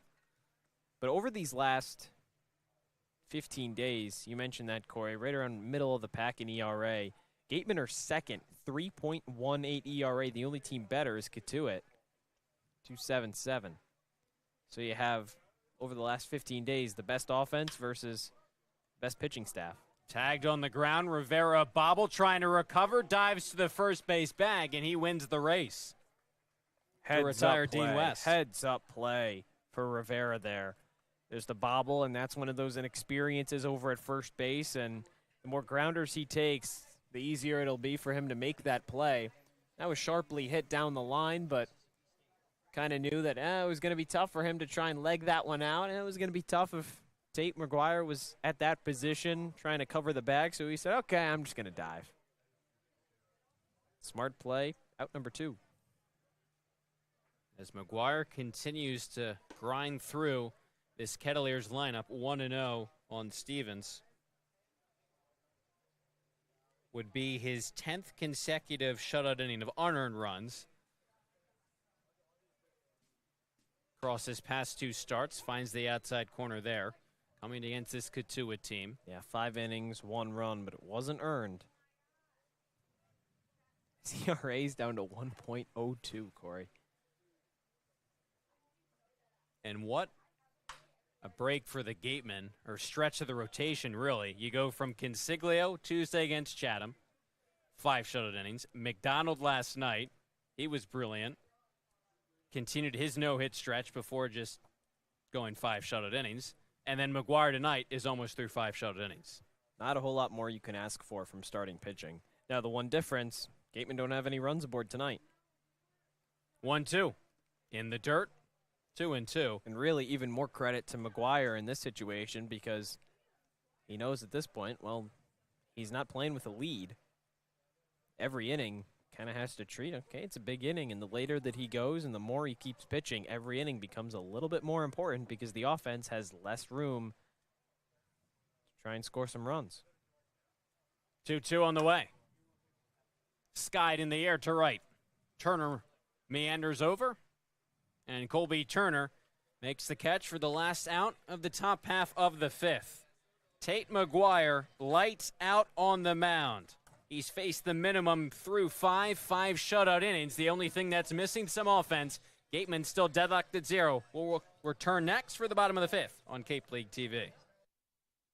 Wareham-based AD Makepeace Company, founded in 1854, is North America's largest cranberry grower and recognized leader in environmentally responsible real estate development and land stewardship. For 171 years, AD Makepeace Company has supported community events and organizations like your Wareham Gatemen. Visit admakepeace.com to learn more. Cape Cod 5 is proud to be the official banking partner of the Cape Cod Baseball League. Cape Cod 5 offers a broad range of financial products and services tailored for every stage in your financial journey. Reach out to us. We're here to help. For a good piece of glass, call Abby, located at 3 Tyler Ave in East Wareham. Call Abby Glass and Locks about getting a free quote for your windows, doors, locks, and other glass needs. Here at the Mass State Lottery, we know there's no bigger win than the $1 billion we provide each year to support all 351 cities and towns in Massachusetts. Now that's how we all win. The Mass State Lottery. Welcome to the state of winning. Scoreless game. Spectators watching a pitcher's duel here tonight between the Gatemen and the Kettleers. Wareham, those been red hot. 3 straight wins. A winning stretch for the Gatemen pre and post All-Star break. A team that has a lot of chemistry going in their way right now. And for more on that, we'll send it over to our sideline reporter, Rayna Maggelet. Thanks, Cory. So as the games goes on, bonds get tighter. The great thing about summer ball is baseball players from all over the country are brought together. 2 Gatemen in particular have been inseparable. 2 right-handed pitchers, Josh Butler and Tate McGuire, are always seen supporting one another on the mound. Every time tonight's starting pitcher, Tate McGuire, walked back to the dugout, Butler was there to cheer him on. Speaking of the duo, I did a series of Would You Rather questions, pitcher edition, with the 2 of them, and that will be uploaded on the Wareham Gatemen YouTube channel tonight. Cory and Josh are another inseparable duo we have here with the Wareham Gatemen. If they want to kind of talk on that, they're a little friendly. I think just a little bit, right? Yeah, I'd say so. Hell I mean, yeah, you're a pretty nice guy. You're an even nicer guy. Oh, thanks. That's what happens when we have to do lived our with own, you for... our own edition of Would You Rather then. Do we have to? I guess not. Cruson begins the bottom of the 5th with a pop fly to the left side of the infield. Johnson makes the catch for out number 1. I like the comparison, though, and I do have to say, it seems like Tate McGuire and Josh Butler are kind of inseparable, which is great to see. I mean, they're like 2 peas in the pod. We've seen them walking all around when they're not pitching. They've come up here to the press box. Just really kind of inseparable duo. I mean, it seems like Tate McGuire is like your best friend's best friend. You know what I mean? I mean, how many times this summer I feel like when either Rayna's needed to do an interview or we are filming, our post-game segment to put on our YouTube channel, just seems like whoever Rayna's interviewing, Tate's right there to talk. He's right there to kind of make whoever she's interviewing laugh and just kind of be the life of the party and always bring that level of energy. And so far tonight, he's bringing it on the mound as well. Rolled to short, going to be a tough play, but a nice job by Matthews to nab the speedy Chris Ramirez. Once again, too quickly retired. Tate McGuire, we've talked about him. He's going to probably have some interview questions the way he's pitched tonight. But Manca on the other side, for Cotuit has been just as dominant. And again, just too quickly retired, Cruz and then Ramirez. How about this, Corey? Would you rather only ever broadcast baseball for the rest of your life or get to do the biggest level of multiple other sports? So you could only do like MLB, or you get to do Super Bowl and NBA Finals. But no baseball at all. No baseball at all. So you get to do World Series, you get to do all that, but then no Super Bowl, no NBA Finals. But if you choose that, then you get to do both of those. You better choose quick before I'll take my baseball. Caught. And speaking of baseball, Stevens makes the catch on Rivera. Got a hold of that one.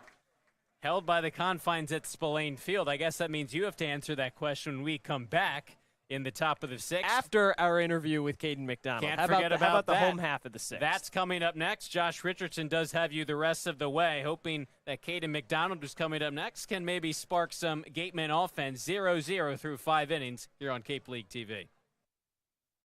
Here at the Mass State Lottery, we're known for our monster wins. But there's no bigger win than the $1 billion we provide each year to support all 351 cities and towns in Massachusetts. In our game, we know that supporting local businesses and helping communities is how we all win. Because at the lottery, we're all playing for the home team. The Mass State Lottery. Welcome to the state of winning. A+ repairs smartphones, tablets, game consoles, and computers. Get it done right the first time. Cape Cod Central Railroad is proud to sponsor the Wareham Gatemen for the second year in a row. Experience the scenic beauty of Cape Cod like never before. Journey through picturesque marshes, cranberry bogs, and dunes on our historic rail line. Whether you're savoring a 5-course gourmet dinner, enjoying a Sunday brunch with a live jazz band, or bringing the family on a narrated excursion, there's a ride for everyone. Departing from Hyannis and Buzzards Bay, visit capetrain.com to book your ride today. Legacy Insurance has been servicing Wareham and the surrounding areas since 1980. Call Legacy Insurance for all your insurance needs at 508-295-1315. Legacy Insurance, your hometown agency. Get ready for big results with our small machines. With more power, performance, comfort, and savings. They're ready for every job. And we're ready with plenty of inventory, the best support in the business, same-day parts availability, and locations across the Northeast. So you can always be ready to work. Milton Cat, always ready.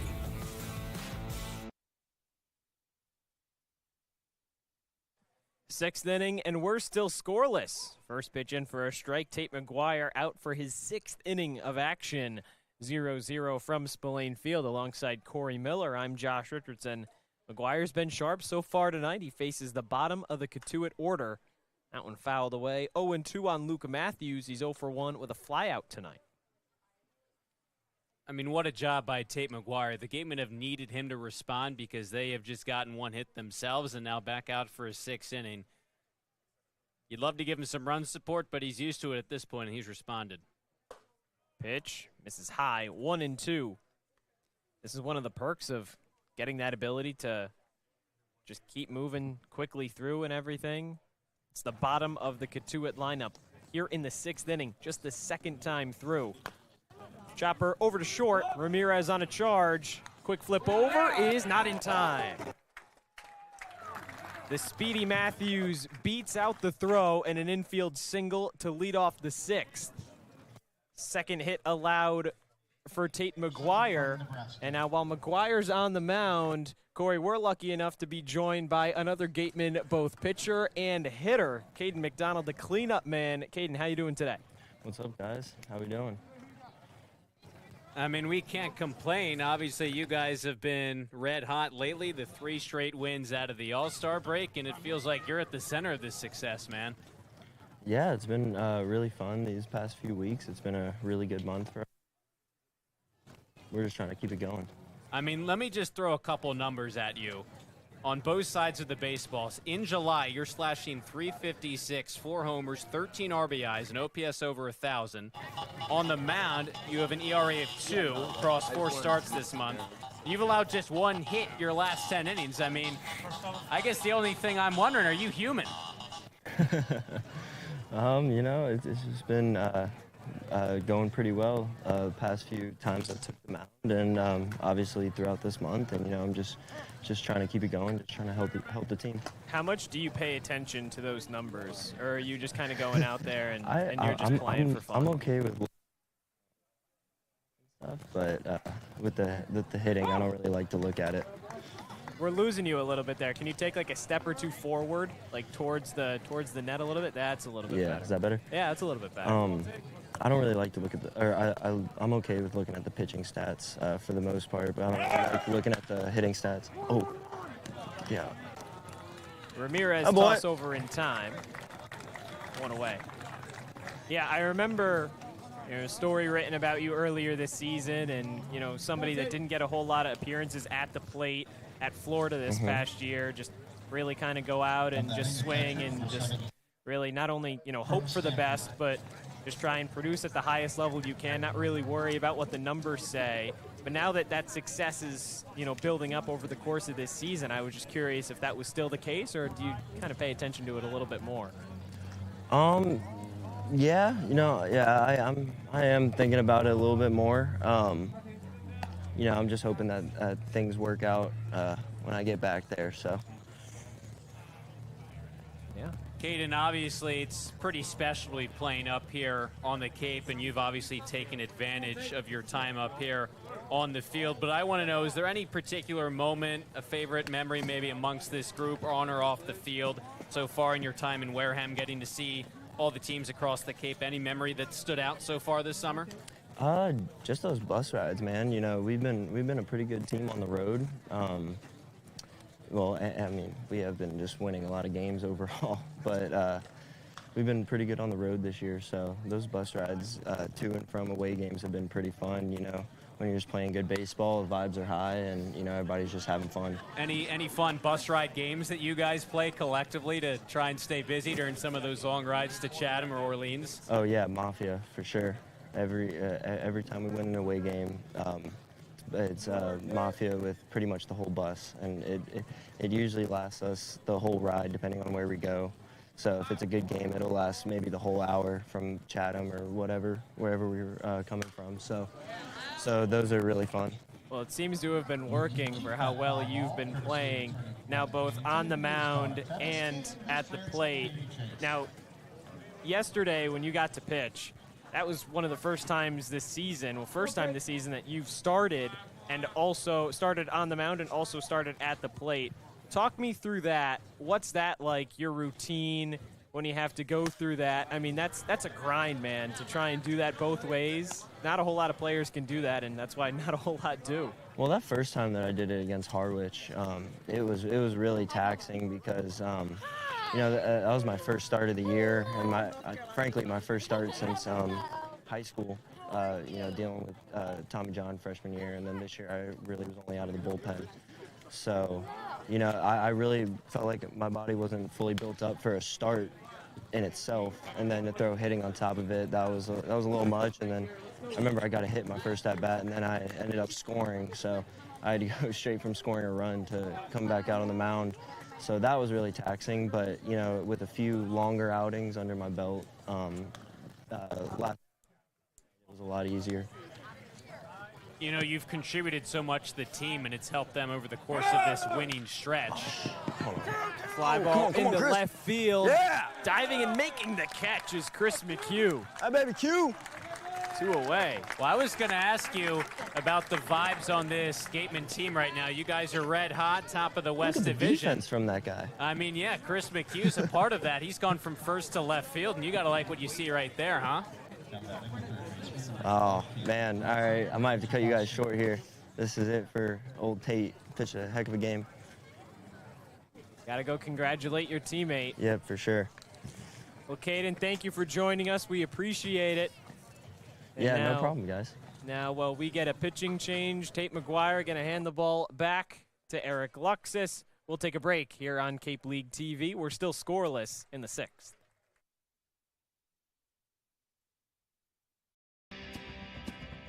If you need to dig, lift, move, grade, clear, or cut, pump, weld, clean, light, and just about anything else, dial up the rental source for the newest and the most reliable equipment in New England. Staffed with equipment and construction experts, Milton Rents, your local source. As the sponsor of tonight's game, PCT Federal Credit Union is proud to root for the home team. We're thrilled to offer great rates on auto loans, home equity lines of credit, and so much more. Visit us on Cranberry Highway in West Wareham. Reed Custom Soils, a subsidiary of the AD Makepeace Company, is New England's most experienced precision soil blender. Reed is the leading provider of the lightweight planting soil for green roof installations, stabilized stone dust for nature paths and pedestrian walkways, bioretention rain garden soils, and specialized soils for athletic fields, including your newly renovated Spillane Field. To learn more, visit reedcustomsoils.com. Shameless Plug Electric, hitting home runs on every job. Wareham's top choice for electrical work. Call Shameless Plug Electric. We're still in the 6th, and Cotuit threatening a little bit here. Luke Matthews had that leadoff single, got over to second base, but 2 outs from Tate McGuire. There's 2 away, and now his day is done. Going through back to that top of the order for Cotuit, 3rd time through. And Eric Luxus and Ryan Smythe turn to the lefty, Ty Stark on the hill. This is a really big spot in a tie game against a divisional opponent. McGuire was near perfect throughout this one, nearly has faced the minimum, and Ty Stark has been a big game pitcher for the Gatemen. A lot of high leverage spots for the lefty, including the last time these two teams played. He came in right after Tate McGuire, kind of gives the opposing team a completely different look. 2 innings pitched, 1 earned run in that last contest against Cotuit. And on the summer, ERA's at 4, but that has just been going down and down and down. Yeah, he's gotten out of a couple jams. One of them came against Cotuit. A couple guys on, one in scoring position. Got a strikeout. Now he'll have to face Camden Johnson. Good news is he has that platoon advantage. Bad news is that if Johnson reaches, Ryan Farber, the switch hitter, comes up to bat. Those are the top 2 guys batting average-wise in this Kettleers lineup. Johnson at 300 entering today. Farber, 295. Runner on second here in the 6th. And Stark just trying to get through to the home half and keep this a tie ball game. What a great interview that we just had. That was so Kaden awesome. McDonald. I mean, our thanks to Kaden for taking the time to talk to us. He's a guy in demand with all these, media requests the way he's been playing. And obviously a credit to our producers and Rayna Maggelet for getting us set up on the technical side there. And in the midst of that, what a play by Chris McHugh in left field. Franklin Player of the Week about a week and a half ago now at this point. Runner goes, first pitch, throw down to third, gets away and drifts into shallow left field. Here comes Matthews. He's in. Throw is late. 1-0 Cotuit. That really is tough because it looked like Matthews was going to be in there safe regardless, but you just hold on to that ball there. No harm, no foul. You get the batter. Again, he got a good jump. Just that one in and out of the glove of Shane. Didn't trickle too far away, but kind of stumbled over Matthews, too, on the back end. A tough break for Wareham because still, even if he's on third, Ty Stark gets Johnson, it doesn't matter. And it was on target, too. And that was kind of the thing there. Shane was almost thinking about trying to apply the tag before he caught the ball and just kind of shifted that glove down just about a half second too early. Wasn't an errant throw by any means from Rogers behind home plate. Either way, first run scores for the Gatemen. 0-2. Grounder over to Cheyenne in time. Scoreless no more. 1-0 Kettleers heading into the home half of the 6th. Finding a good personal injury attorney is very difficult. If you or a family member has been involved in an accident, hurt at work, suffered a slip and fall, or have been injured due to negligence of someone else, contact the lawyers at Reedy, Kiernan, and McNally, LLP today. They are experienced trial attorneys who practice in all of the courts in the Commonwealth. The firm has been recognized by Best Lawyers in America for outstanding legal representation. Contact Reedy, Kiernan, and McNally, LLP today. The firm is located at 267 Main Street in Wareham. Reedy, Kiernan, and McNally, LLP also has offices in New Bedford and Falmouth. Call 508-295-0286 or visit their website, www.rkm-law.com.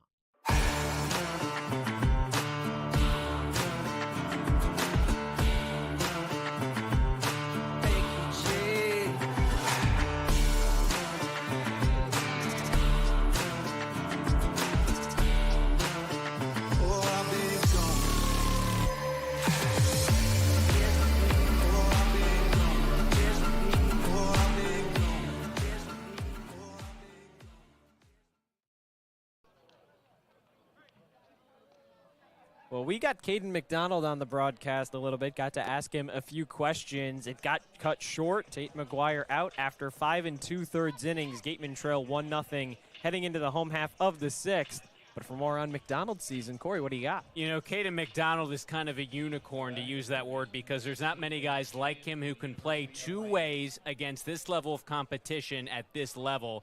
But a couple of recent Cape League guys, Cole Mathis was with this Cotuit team 2 years ago. Cape League All-Star in 2023, second-round pick by the Cubs in last year's draft. He was a two-way guy, hit .318 for the Kettleers, 11 homers. ERA is at 5.31, but still he had some success both sides of the ball. Then you go back to 2021, Nolan McLean with Chatham, mostly appeared as a hitter for the Anglers, not as much so as a pitcher, but he was drafted by the Mets in the 3rd round, and since then he has played two ways in the Mets minor league farm system, both at high A and double A. He's pitched to a 3.78 ERA, hit .192, but with 8 homers. That was last year, again, in the Mets system. So not a lot of examples because Kaden McDonald, he's kind of unique to be having this success on both sides of the ball up here. A couple of guys kind of that profile similar to him, but again, I think you look at the numbers and what he's doing this summer is far and away kind of the best of any two-way player we've seen up here in recent memory. McDonald really in a league of his own because with Mathis, 318 batting average, 1048 OPS. Now, offensively, those are right around the numbers that McDonald has coming into today, 322, 1045, but he had a 5.31 ERA. McDonald's is down in the mid-3s, low 3s. Then on the other side, you look at with McLean, just 261 hitting, staying safe. That throw just a bit high for Sanderson to handle, and a leadoff man on. But yeah, even with McLean, he had the pitching, but the hitting just wasn't there, and it really just seems like McDonald is just the best of both worlds. It's so challenging to do one, let alone both, at an all-star caliber level. McDonald talked about it a little bit yesterday. He was doing both, as you talked about in the interview question to him in the same game, but he was able to balance both, the 5 shutout innings, the home run. It really is unbelievable. And how impressive is that, really, to have to do that in the same game? Mound visit here for the Kettleers.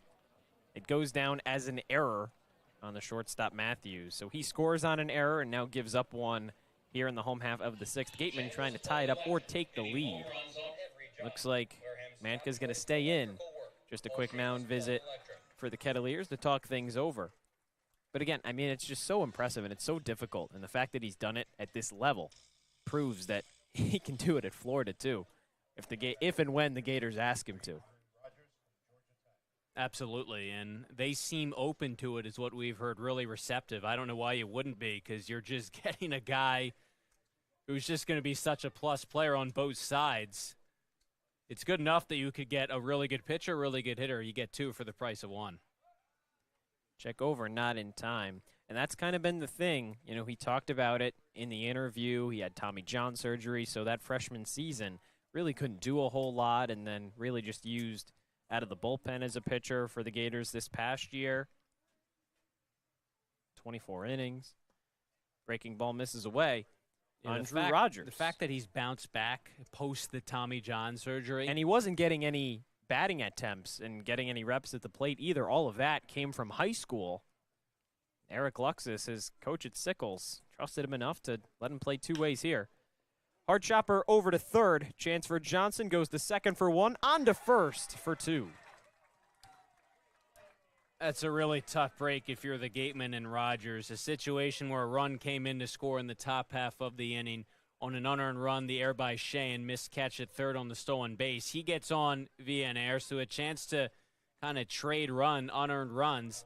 Rogers, it looked like, was going to bunt. The problem was he showed bunt on the pickoff over to first. And by that point, even if the pitcher, Manca, didn't see it, someone on the Kettleers dugout or field did. And then that's probably why Rogers was swinging away, having given that bunt attempt away.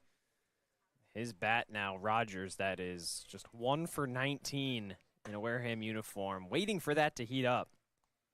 And again, that first hit was a 3-run home run, opened the scoring a couple weekends ago against Falmouth. Thought, hey, this is going to be great. He'll be the replacement for Levi Clark, Hunter Carnes. They were both hitting over 300. Randall quickly evens the count 1-1. He just hasn't kind of gotten back to that point yet. He's still gotten some at-bats to try and change that, get back in that groove of things. You're at a point in the season, 8 games left after tonight. Starting to kind of become now or never. Randall's up, he's 0 for 2. Ground out and a fly out. Fastball got him looking. Gateman down in order here in the 6th. Wareham heads into the 7th, down 1-0. Here at the Mass State Lottery, we're known for our monster wins. But there's no bigger win than the $1 billion we provide each year to support all 351 cities and towns in Massachusetts. In our game, we know that supporting local businesses and helping communities is how we all win. Because at the lottery, we're all playing for the home team. The Mass State Lottery. Welcome to the state of winning. A+ repairs smartphones, tablets, game consoles, and computers. Get it done right the first time. Cape Cod Central Railroad is proud to sponsor the Wareham Gatemen for the 2nd year in a row. Experience the scenic beauty of Cape Cod like never before. Journey through picturesque marshes, cranberry bogs, and dunes on our historic rail line. Whether you're savoring a 5-course gourmet dinner, enjoying a Sunday brunch with a live jazz band, or bringing the family on a narrated excursion, there's a ride for everyone. Departing from Hyannis and Buzzards Bay, visit capetrain.com to book your ride today. 7th inning from a beautiful night here at Spillane Field, Wareham, Massachusetts. The Gatemen down 1-0 as we enter the 7th. Ty Stark back on the mound. He came in to relieve Tate McGuire for that final out in the 6th. When he came in, Luke Matthews was over on second. He attempted to steal third. Drew Rogers tossed over. Error made by Van Shayen at the bag, trying to apply the tag. Trickled away. Matthews came in to score. That's the only run of the ball game. As we get ready for the final 3 innings of action, it'll be 2-3-4 in the Kettleers order. Farber, Bogenpole, and Natilli.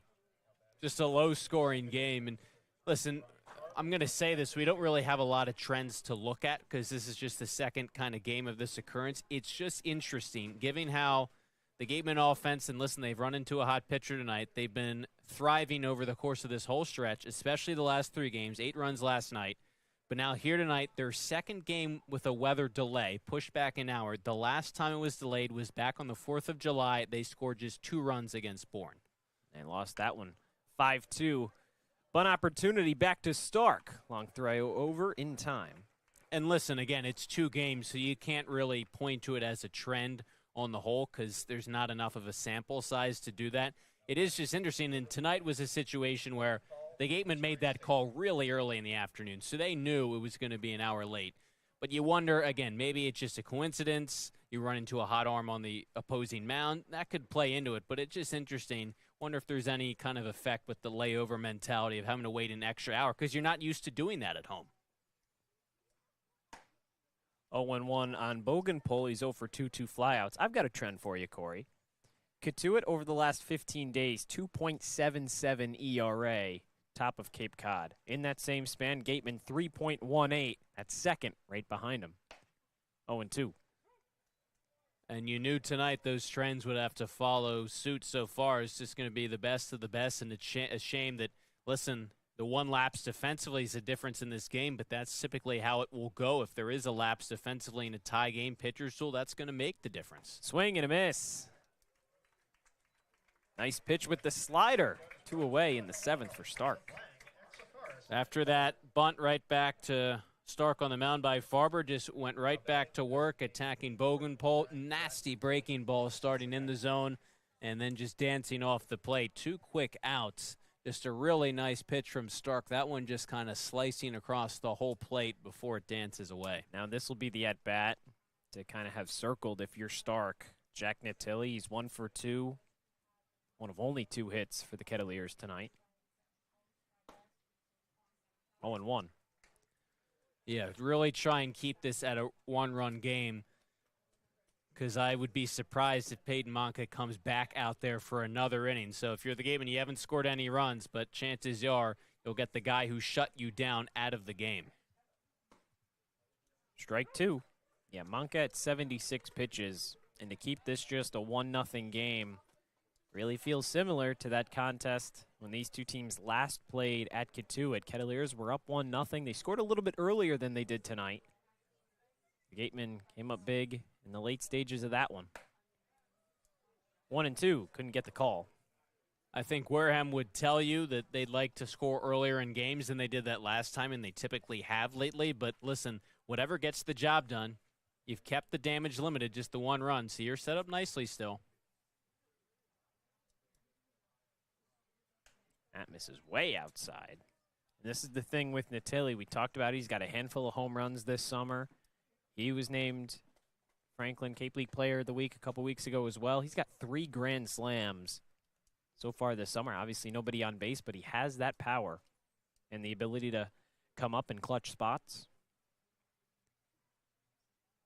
I feel like trying to get an insurance run could qualify as such. Not today. A pair of Ks in the 7th for Stark, and the Gatemen are through heading into the home half, trying to score 1 to tie this game. The Insurance has been servicing Wareham and the surrounding areas since 1980. Call Legacy Insurance for all your insurance needs at 508-295-1315. Legacy Insurance, your hometown agency.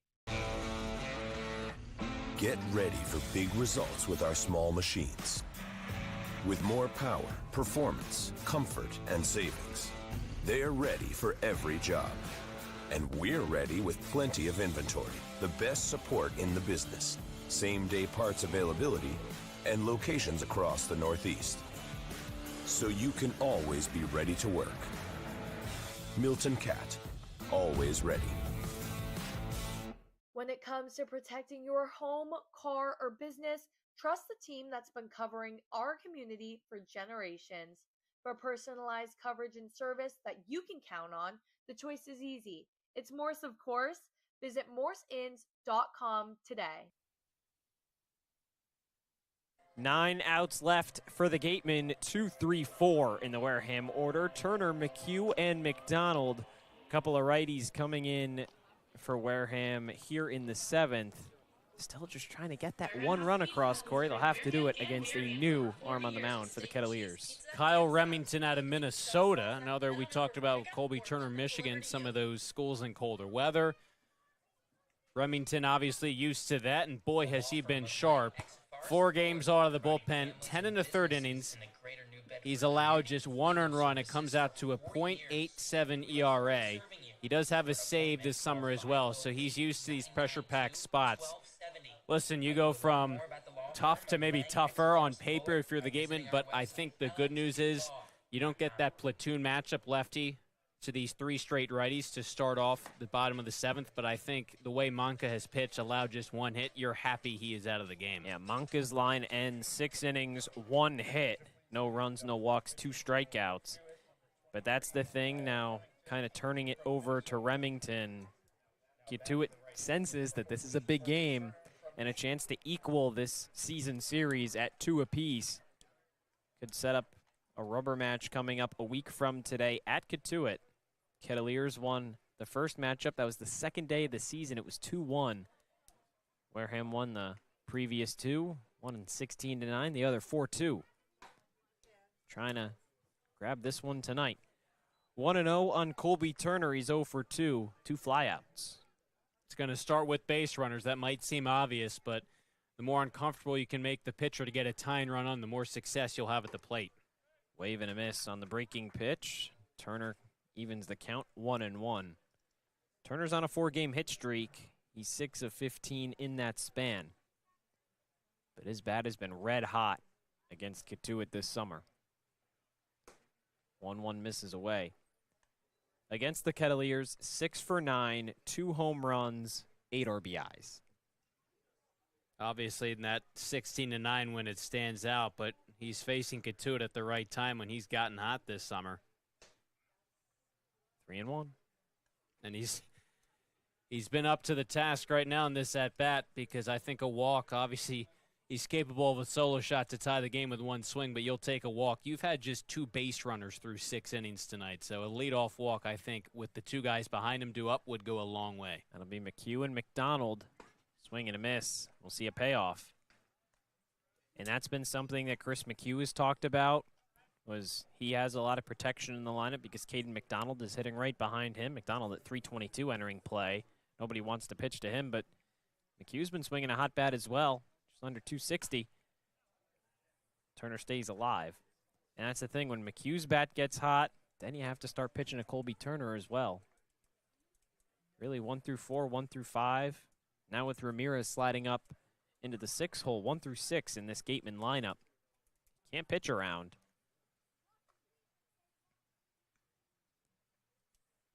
Here's the payoff, back up the middle. That one's going to rocket Remington in the leg, but it drifts over to first. And an easy play for Sanderson, 1 away. This place went silent. That was a line drive. Absolutely would have been a base hit for Colby Turner. Just got a piece of Remington on the leg. And a tough break, not only for Wareham, but for Remington on the mound. Yeah, he just got a fastball outer part of the plate, took it right back up the middle. Just a tough spot. You said it. That was just hard hit on the mound. Obviously, Remington, who you're thinking about first and foremost right now, getting hit with that shot in the leg right there, being examined right now. But it's tough for Turner, too, because you're not going to get rewarded. Obviously, would have been probably gotten through the velocity, hit it up the middle. If it doesn't hit Remington, it probably sneaks through up the middle. And then, you know, that ball can carry him in one of a million different directions. And it was hit so hard, it got to Sanderson with plenty of time to make that play. So the Gatemen go from having to lead off base runner to nothing. But obviously, you're just hoping Remington's okay. 92 off the bat from Colby Turner. So absolutely would have been a shot back up the middle. Now there's 1 away, and Remington, it appears like he'll take some warm-up pitches, see if he can stay in this game. Lauren Hibbs, Cotuit manager, a couple of other members of the coaching staff and training staff, just trying to talk things out with him and make sure that he's all right. And that was a hot shot, Cory. It was, and again, just kind of the way it kicked off of his leg, indicative of how hard that ball was hit. Sometimes you just kind of see it just sort of muffed and stay right on the pitcher's mound, but that one, the carom it took all the way to just about the first base bag to Sanderson. But you could hear the crack of the bat. You could hear it hit off of Remington. Not something as a pitcher you ever want to see coming right back at you.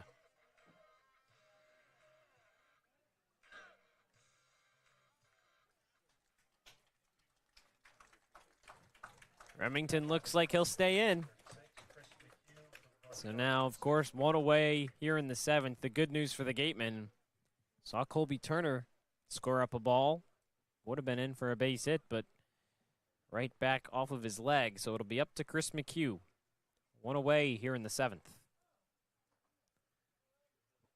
As unconventional as it is, that goes down as a 1-3 put-out, Cory. The hard way. All 1. Yeah, the hard way is right. And as we were saying, it is a shame that the Gatemen really feel like they would have earned that third base runner of the day the way Colby Turner struck that baseball. But listen, you're still down by a run, just one out now, still a chance. You still got the heart of the order up. Strike one. That's one of those plays, Corey, that I see and I think to myself, you know what, maybe MLB The Show is pretty realistic. Yeah, because it seems like the you're amount never... of perfect hits that I've had that have ricocheted off of the pitcher for outs. Yes. Broken bat over to short. Bobble, but in time. 2 away. Yeah, it never seems like those go your way when you're playing MLB The Show. I'll tell you right now, though, if you're a Kettleers fielder right now, you got to look out on the infield. That loose piece of shrapnel off of McHugh's bat didn't land too far from Johnson at third. Two couple of unconventional plays. You can just see the barrel of that going flying. McHugh hustling down the line in a one-run game. Give him credit, but another out recorded by Kettleers pitcher. McDonald's 0 for 2. Foul out and a fly out. Strike one. It was really impressive to see Kaden McDonald go the opposite way with his solo shot yesterday. Up to 5 homers, most of them the pull side, but he just got a pitch outer part of the plate, and what a job he did to just go with it over that right field fence. Back-to-back games with a long ball for McDonald. 1-1. Had a laser into left field against Chatham, and then the opposite field last night against Orleans.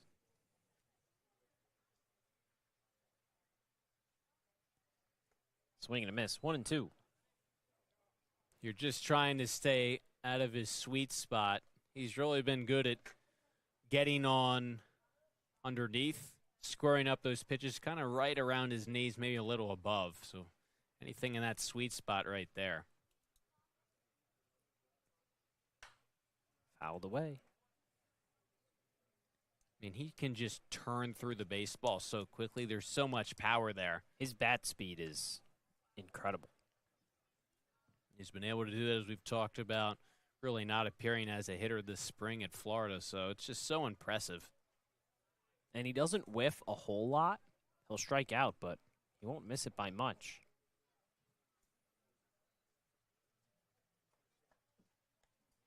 Usually has good timing. He can foul off, keep counts alive. Obviously has the eye.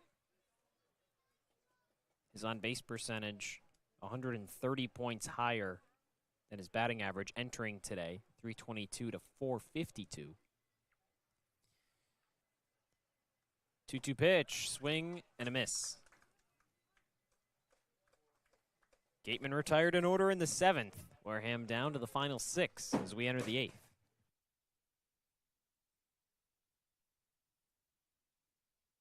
Getting a good personal injury attorney is very difficult. If you or a family member has been involved in an accident, hurt at work, suffered a slip and fall, or have been injured due to negligence of someone else, contact the lawyers at Reedy, Kiernan, and McNally, LLP today.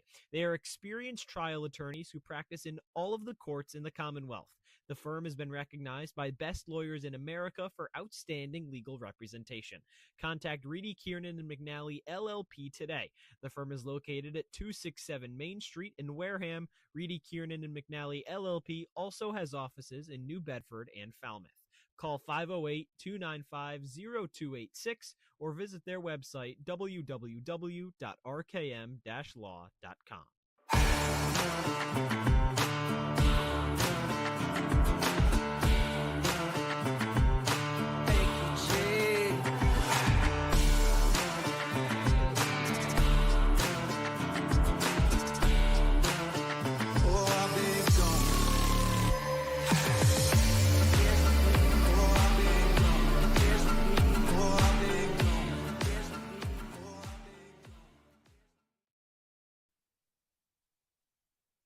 It's the 8th inning from Spillane Field. Sun is down and the lights are bright. Shea went into the game replacing Ty Stark after an inning and a third.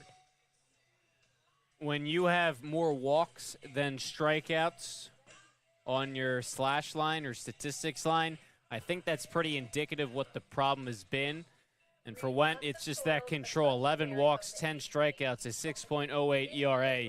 We've seen some outings where he's been really dominant, others where he has not had his control, where it's been the exact opposite. He's got a power fastball that he likes to use. If he can locate it, he can almost use that as a single pitch to be effective, and then occasionally work in a breaking ball as well. But it all begins and ends with location for the righty, because if he gets guys on base, it's going to be a problem, especially since you're trailing. You have really no wiggle room in a big spot right here. Yeah, you mentioned that, the 11 walks to the 10 strikeouts, just 13 hits allowed as well, so almost more walks than hits allowed. So control has really been the issue so far this summer for Shea Went. He's come up in a couple big spots, though, in scoreless inning against YD back on the 24th, scoreless inning against Hyannis with a punch-out on the 12th. That one was in a big spot. Gateman trying to close in on a narrow win over the Harbor Hawks, and he certainly did his job. His last 2 appearances, he struggled. 2/3 of an inning, gave up 2 runs against Brewster, mainly because he walked 3 batters, didn't even allow a hit. Just about keeping it in the zone for Went. And he starts with the ball. Yeah, that's the thing. We've seen kind of both ends of it, the really dominant righty and the one who struggled with command. Yeah, he's got 2 holds this summer. The Gatemen have liked him in these high leverage spots, but again, the margin for error right now is really low. 2 lefties and a righty for Cotuit. It starts off with Dean West. He goes around. It's 1-1. West grounded into a double play back in the 2nd. Then a ground out to first unassisted in the 5th. 3rd time up tonight. Cotuit, just a pair of hits to its name so far. 2-1. How great was Tate McGuire tonight, Corey? You can't say enough good things about him, just picking up where he left off. Such a luxury. Talked about Consiglio and then obviously Kaden McDonald, but for McGuire to go into that 6th inning too really didn't overburden the bullpen at all. This is downstairs, 3 balls and a strike on West. McGuire 5 2/3, 2 hits, a run unearned. No walks, 2 Ks. His ERA lowers to 0.96 on the summer. Stark, a perfect inning and a 1/3 with 2 Ks. 3-1 fouled away. Payoff coming up to West. If you're Went, you got back into the count. West is not a guy you want on base to open an inning. He's got good speed, the left fielder, and that only makes things even more challenging when you have to worry about a base runner in a 1-run game and worry about your command on the mound. Payoff pitch. Just missed downstairs. West works a leadoff walk. That was close, Corey. That looked pretty appetizing. A nice breaking ball working it off of the fastball. West kind of wanted to go around. He checked the swing. Really nice job by Went. Yeah, that one just close. A little bit low. Credit Rogers. He framed it nicely. It looked like it was just below the knee, so a good call, but a close pitch. Went's going to want a lot of those close pitches in and around the zone. Just another walk, though. It's Curtis Duger behind home plate, calling the balls and strikes. Check over, not in time. That's what you got to contend with now. West speed. You're trying to keep it a run game. Even with 6 outs left, it's just more than possible this Gateman offense could get a run back, but it just becomes more challenging every time another run crosses. First pitch. There's the zone, 0-1. Now, the good news for the Gatemen, if scores hold right now, Falmouth down 5-0 to Brewster in the 6th. Bourne down 10-0 to Hyannis in the 5th. So those are the 2 teams you kind of have to worry about, other than Cotuit, of course. Kettleers 3rd in the West, Bourne 2nd, Falmouth 4th. So if this score holds, Bourne loses, Falmouth loses, you didn't really lose any ground at that point. It's true, because then it would just be the Braves and the Kettleers 4 points behind the Gatemen. Kettleers came in 6. It's just a shame you can't make up ground. Runner goes, grounder over to 2nd. Flip over is not in time. It drifts away. Everybody's safe. Randall tried to turn too quickly, thought he had the time, and 2 turns into none here in the 8th. And that's what having speed on the bases will do. I appreciate where Randall was coming from because it was hitting a perfect spot. He was already so close to the bag. The runner even hadn't gotten to him yet, but if you're going to make that decision, that throw's got to come out quickly on the money with some velocity, and it just was not on target. At the very least there, you got to make sure you get 1 out, and now you have 2 runners on with no one out, and it's just a tough spot going from bad to worse right now. He tried to get the 2. He could have just gone to first and got the 1 out. Either way, nobody's on. Bunt down that third baseline, back to Wendt, throw over to first is in time, but the runners advance. Now 2 in scoring position and 1 out for the Kettleers. Nice sacrifice bunt from Luke Matthews. In a 1-run game, not a huge surprise. Cotuit just trying to get these insurance runs in. They haven't really been swinging the bats all that well. So a good decision to get them both into scoring position and try and bring at least 1 home, put the ball in play to draw in infield. 2 on, 1 out. Infield comes in for the Gatemen against Case Sanderson. He's got a pair of groundouts tonight. First pitch, 0-1. This would be a tough one to lose. 1-0 for the Gatemen. Really anything that they don't have runs come across to score for a team that's first in runs, first in hits, doubles, triples, home runs, RBIs, you name it. An offense that's been so prolific, shut down by the Kettleers tonight. And listen, you knew that you weren't going to be able to keep this hot stretch up. It's seemingly over the course of the 9 remaining games. You knew you would buckle. Hey, they have for the last 2.5 weeks, though. Buckle, though, a couple of times. So listen, that's why you needed to build up that lead, some insurance atop the division. Gateman have won 10 of the last 11. There's a soft chopper over to short. Ramirez can't gobble it. Everybody's safe. A run scores, and Cotuit doubles the lead. 2-0. That's a play that's really tough for an infielder because it's just so tough to glove those high choppers with the amount of spin. You got to time it right and pick it cleanly in order to make a play. I don't think Ramirez would have had a shot at the plate. He's probably thinking of what he wants to do. It only makes the play more difficult. But now the problem becomes, since you don't get an out at first, even with the run scoring, the potential for a big inning where multiple insurance runs come across to score and the game gets further out of reach only continues. West came in. Stevens now over to third. Sanderson reaches safely.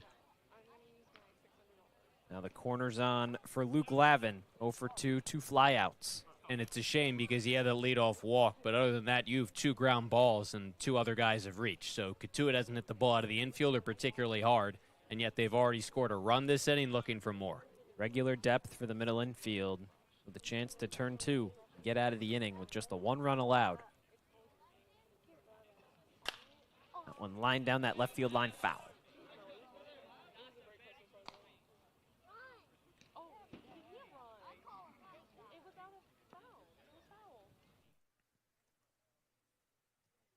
This one kind of has that feel of a playoff game, Cory.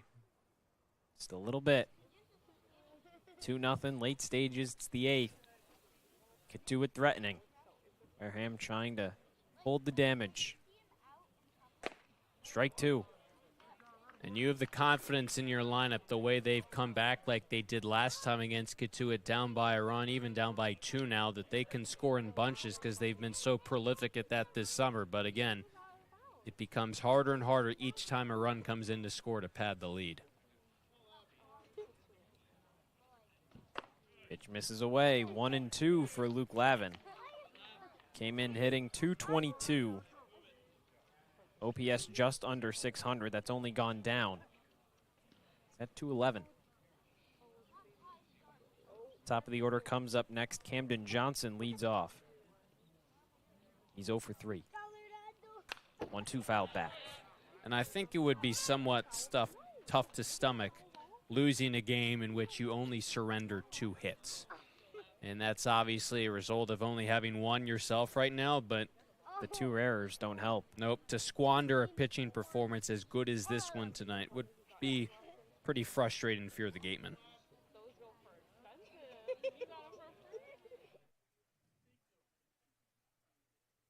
Went fires. This is high. 2-2. Lavin takes that one at the letters.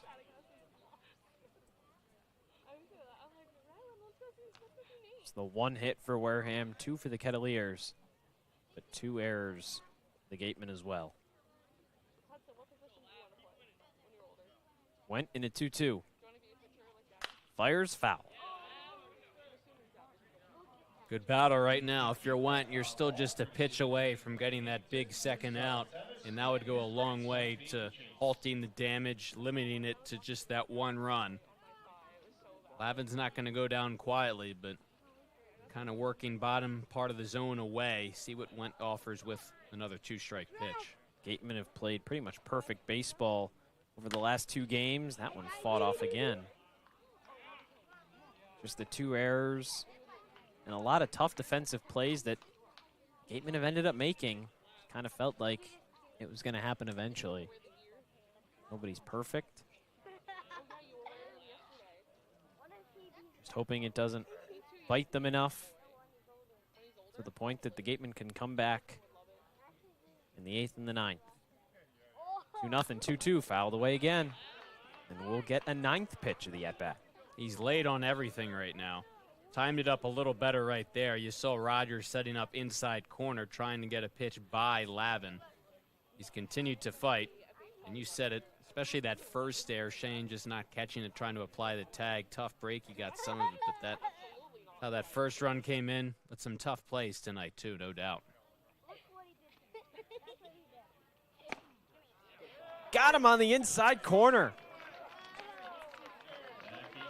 Lavin doesn't like it, but Went will take it. 2 away in the 8th. He was trying to sell that inside, but you could see where Rogers' glove was. Inside corner, that is just to a T, throwing it where the glove is. Look at that. Comeback fastball, 2-seamer. Great pitch by Went. You knew Lavin was behind on the fastball. Go right in, and again, Rogers barely had to move his glove. Great job by Went firing that location. Unproductive out for Cotuit. So runners remain on the corners for Johnson. Fouls one back. If Went can get out of 2nd and 3rd, nobody out, with just 1 run allowed, obviously you don't want to give up a run to begin with, but you kind of have to look at that as, well, this is the hand I've been dealt. Come away with a win. Just limit the damage. Johnson's 0 for 3 with 3 groundouts. Chopped over to first. Rivera, tossed back, and Went covers the bag. Gatemen escape, but give up 1 more. It's 2-0, heading into the home half of the 8th. Law. Live, life, law. Covering all residential and commercial real estate matters. You live life to the fullest, and let us sync law. That's synclaw.com. Sync with an I, not a Y. Be selfish. We represent only you. Sports Turf Specialties has set the standard for high-quality natural grass athletic field construction. As a full-service athletic field construction company, we specialize in design, build, and renovation of native soil, modified soil, and sand-based athletic fields. Our team will provide you with superior quality, expert guidance, and continuing support long after the completion of our project. We are proud to have built the infield for the Wareham Gatemen Field. Go Gatemen. If you can dream it, if you can cruise in it, if you can summer in it, fish from it, or take it for a day at the beach, we can protect it. The Baldwin Group, protecting the possible. Well, the Gatemen faithful hoping that Wareham can come back and steal this one from Cotuit. It's 2-0 in the home half of the 8th. Wareham coming up to bat 5, 6, 7 in the order. Cruz and Ramirez and Rivera facing a new arm on the mound for the Kettleers. Yeah, those fans have got front row seats right there, hoping for some offense right now from the Gatemen. They've got a great view of it. With Jonathan Adelman taking over on the mound. 6'7", 235-pound righty. So obviously you got that high arm slot. He's been pretty solid for Cotuit. 5 innings pitched, 2 earned runs, 3.60 ERA. The Gatemen have faced some pretty strong Kettleer arms, starting with Manca, then Remington, who have kind of shut them down. Now down by 2. the job's going to be the same if you're cruising out of the leadoff spot or the fifth spot, but to lead off this inning, which is get on base. Get base runners, move them over, try and get on the board. Well, the good news for the Gatemen against Adelman, both of those earned runs that you mentioned came in his last appearance. He was 4 innings, 2 hits, 6 strikeouts up to that point. And now, that last appearance kind of got rocked a little bit. Cruzan, Ramirez, Rivera. You've got Cruzan, who's been in this lineup since day one, 281 on the summer. Chris Ramirez, who's been just a spark plug as of late, batting average at 510 games. And then Aris Rivera, who yesterday 3 for 3 with a double and 3 RBIs. It's not Turner, McHugh, and McDonald, but it's probably as close as you're going to get without those 3 guys due up here in the 8th. It's exactly right. It's 3 guys you want up if you're the Gateman. Cruzan Ramirez is so good at getting on base lately. Rivera, that is, has driven some guys in yesterday. And listen, if this part of the order has some success, you're going to begin the bottom of the 9th if you can get through the bottom half of the order with the top of the order. Adelman coming off his best season at Bucknell. His sophomore year pitched to a 2.65 ERA. High leverage reliever. First pitch, chopper over to first. Sanderson waits back. One away.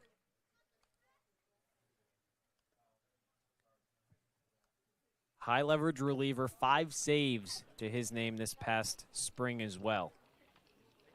So somebody that was relied on in these type of moments in college, and the Kettleers have done the same this summer. Yeah, he got it done for the Bison in the Patriot League. Obviously, a situation where you don't see a ton of guys of his size that routinely, so the arm slot makes it interesting. 1-0 on Ramirez. Single in the second, ground out in the 5th. Kind of hides the ball for a long time, too, on the mound. Yeah, makes it tough to try and see, especially for a couple of righties.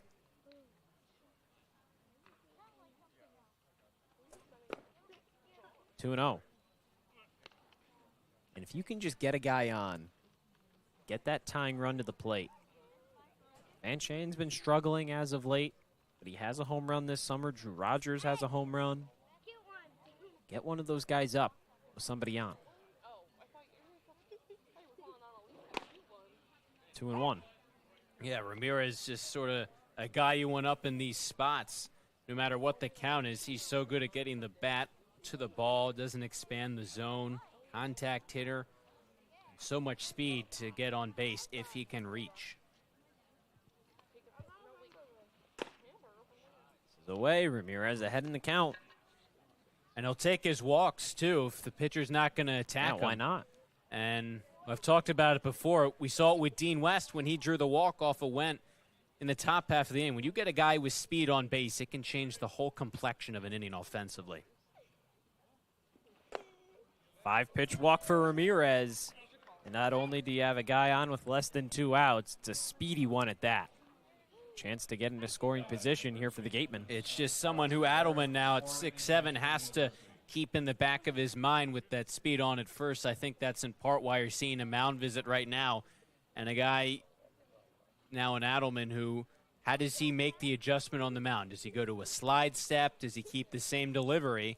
Might change up how he pitches this at bat, his effectiveness, his control, and may give Ramirez a chance to swipe second.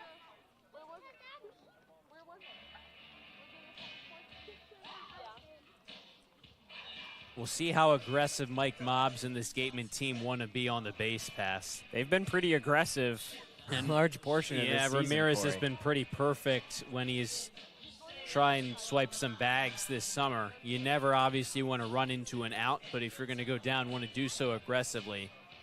I think you just got to pick your spot really selectively here. Is it a fastball count? Is it a breaking ball count? We know Wareham likes to try those hit and runs sometimes, maybe open up that right side of the infield for Rivera, who went back up the middle twice last night. A lot of different options. That's what having speed on the base pass does to you. Try and use it to your advantage here. Rivera was 3 for 3, a double, and 3 RBIs yesterday in the 8-1 win over Orleans. He's 0 for 2 tonight. Runner on. Big lead for Ramirez, and there's a check over. It's just that increased or decreased focus at the plate. If you're a pitcher, you have one more thing to worry about with that base runner on. Gives the hitter bigger advantage coming in. He's got a big lead. Doesn't go, fouled away, 0-1. And you talked about it. There's that little slide step from Adelman. Just trying to get it to home plate as quickly as possible in case Ramirez ends up going. Some pitchers obviously have better slide steps than others. Some are just not great base runner holders. Some guys are more comfortable with it, but it's something that most pitchers really have to have, because if they don't, it just gives the base runner such an easy opportunity to swipe second. He stays put again. This is downstairs, 1-1 for Rivera. That time was kind of a bigger leg kick, too. Van Shayen on deck. He's 0 for 1. He reached on an error to lead off the 6th. Drew Rogers quickly grounded into a double play to follow. One away in the 8th. Check over, not in time.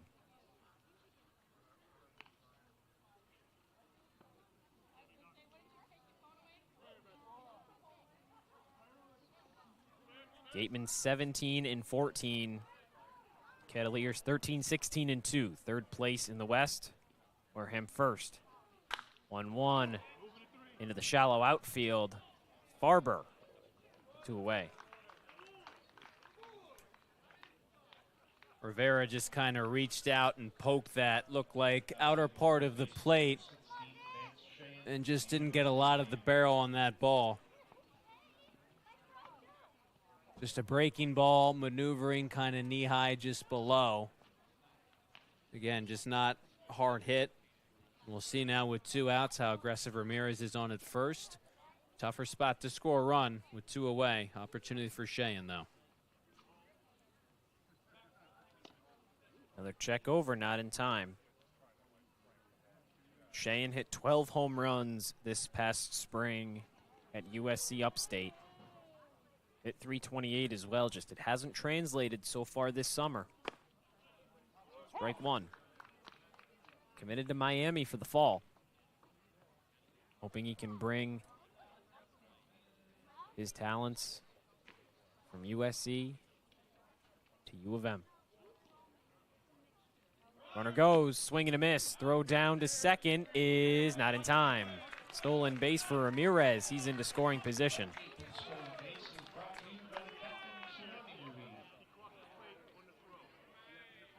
They must be calling batter interference. Yep, they must be. On the follow-through from Shayen, I think that's what they're saying right now. On the follow-through, they're going to say it must have caught Lavin behind the plate. Shayen swung, and that swing held that follow-through a little bit too much. Got another look at it here. It's just, yep, right in the way. That's a tough break for the Gatemen. And now Shayen will lead off the 8th. Well, no, Rogers will lead off the 8th. Or the 9th, rather. We head into the top half, and the Gatemen still down 2-0. Here at the Mass State Lottery, we're known for our monster wins.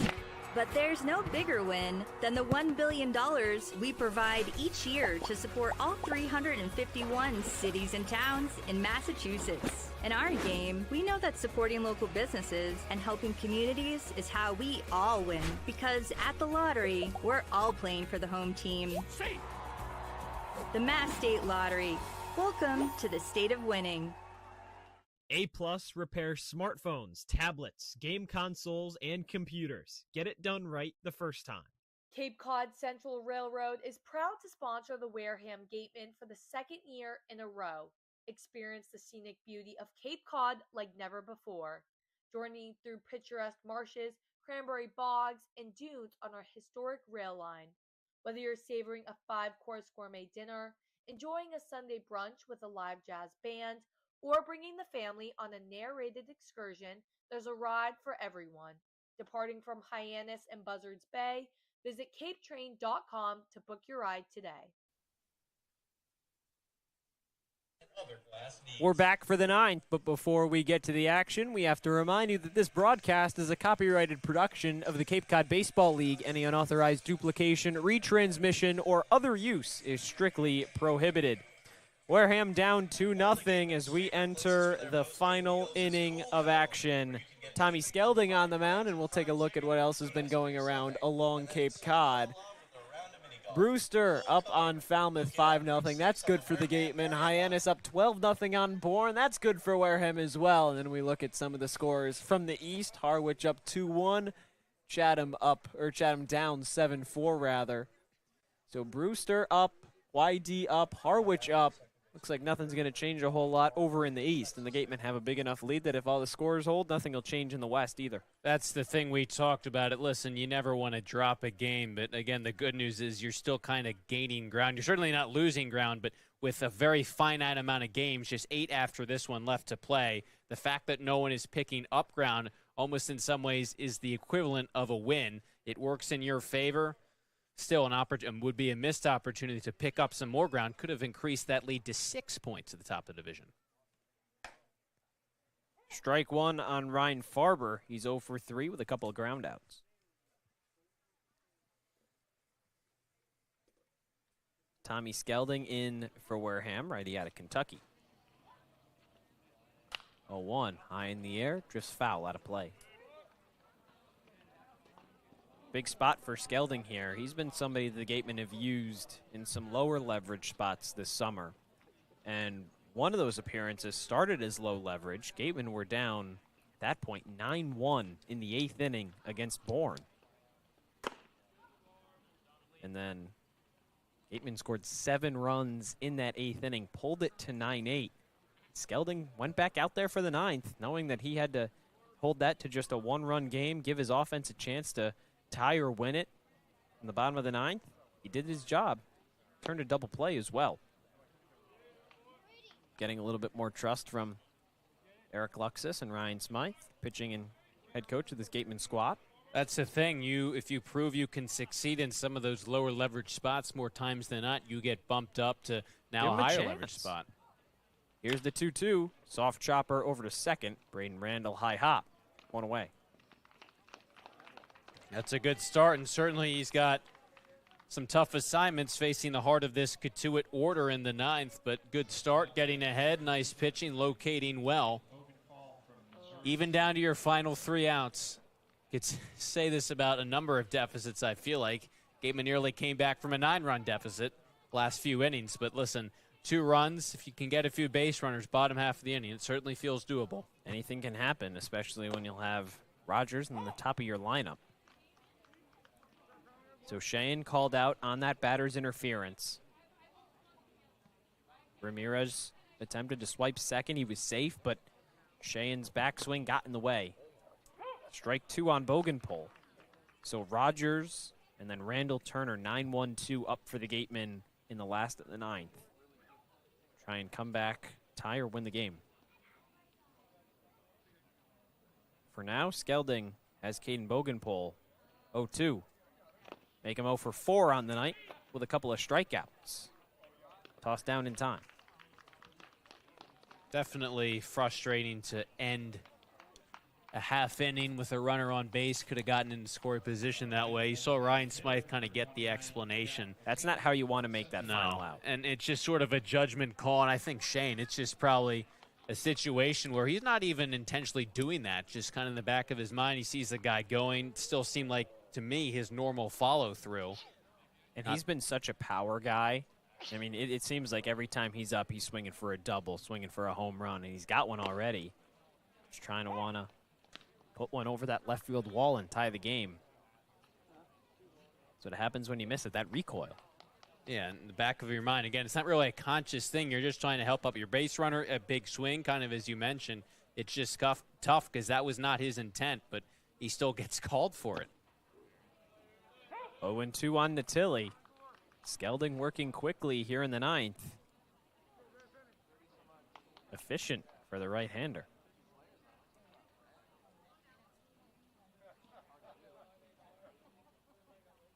Swing and a miss. About Tommy Skelding. 2 Ks in the 9th, and this game stays 2-0. Gateman trying to tie or win it in the home half. Turf Specialties has set the standard for high-quality natural grass athletic field construction. As a full-service athletic field construction company, we specialize in design, build, and renovation of native soil, modified soil, and sand-based athletic fields. Our team will provide you with superior quality, expert guidance, and continuing support long after the completion of our project. We are proud to have built the infield for the Wareham Gatemen Field. Go Gatemen. There hasn't been a ton of training when it comes to bat speed or products for players to be able to train bat speed.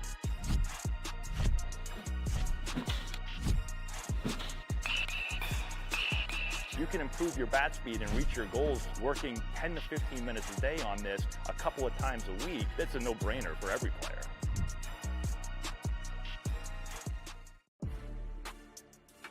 You can make any bat feel lighter by adding a velo puck knob. Instead of having to go get a whole entirely new bat, you can simply add the puck to it. Players can use this with any bat. It's basically going to shift the weight of the bat a little bit more towards the hands. Players are able to hit the ball a lot harder just by simply adding the puck on.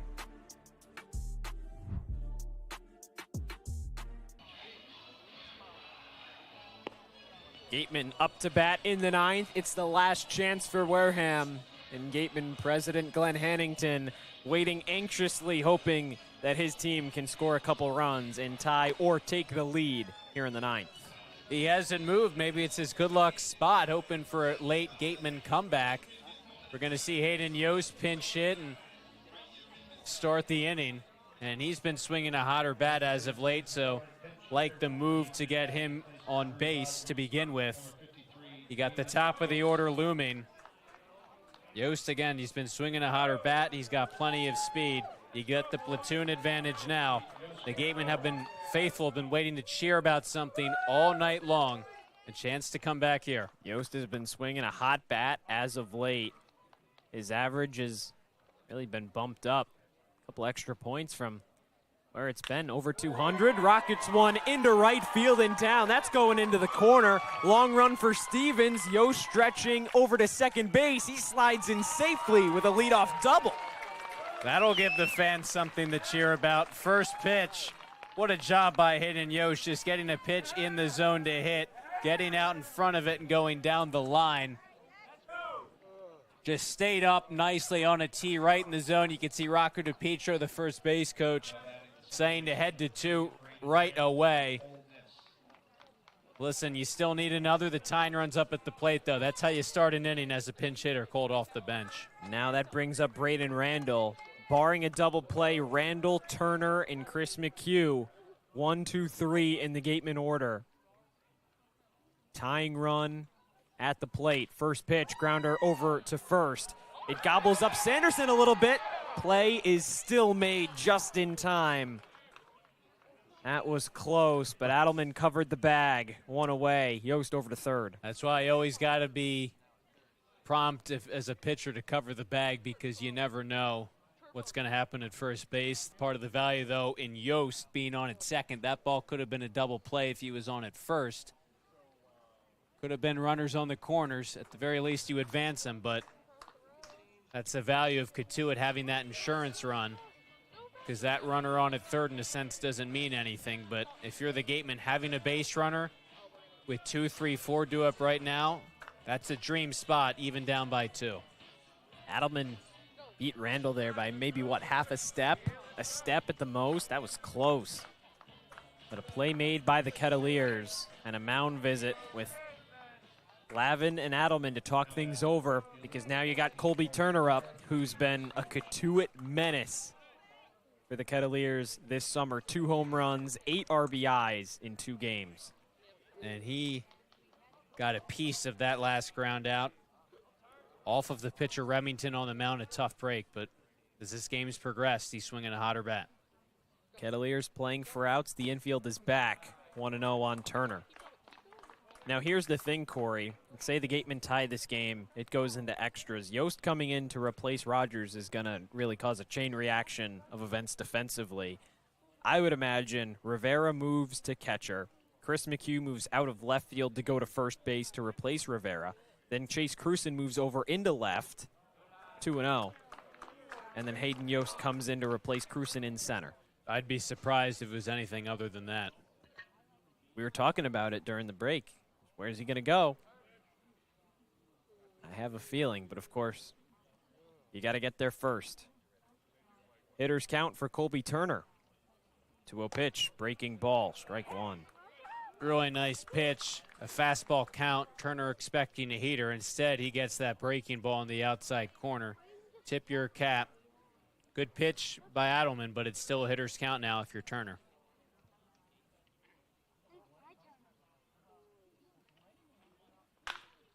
Grounder to third. Should be a play for Johnson. Runner scores. Toss in time. 2 away.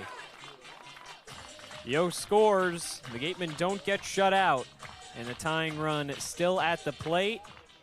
But 2 away, it'll be up to Chris McHugh. You'll trade that out for the run if you're Cotuit, even to make it a one-run game, because now you're an out away from a win, obviously. And just in a tough spot are the Gatemen because they have no one on base. You got plenty of power up here. Still a shot to maybe get a runner on. Again, plenty of power, but you're an out away. But who else would you rather do up at the plate now and next, and McHugh and then McDonald? Well, now here's the thing, Cory. 2 away. If McHugh can reach and Kaden McDonald gets an at-bat to try and win the game,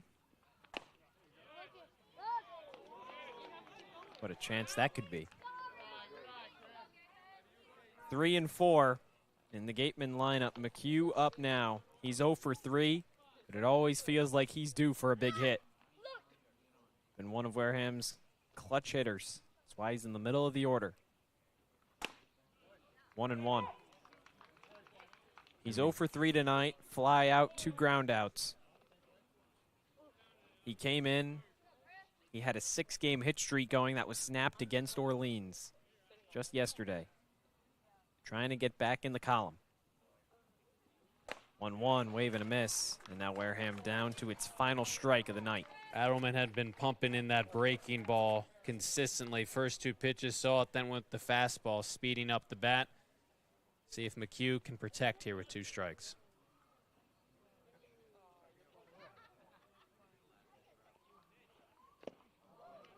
Good eye, 2 and 2.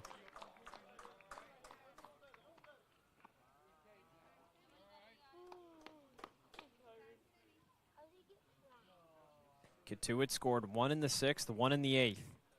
Kettleers have just 2 hits.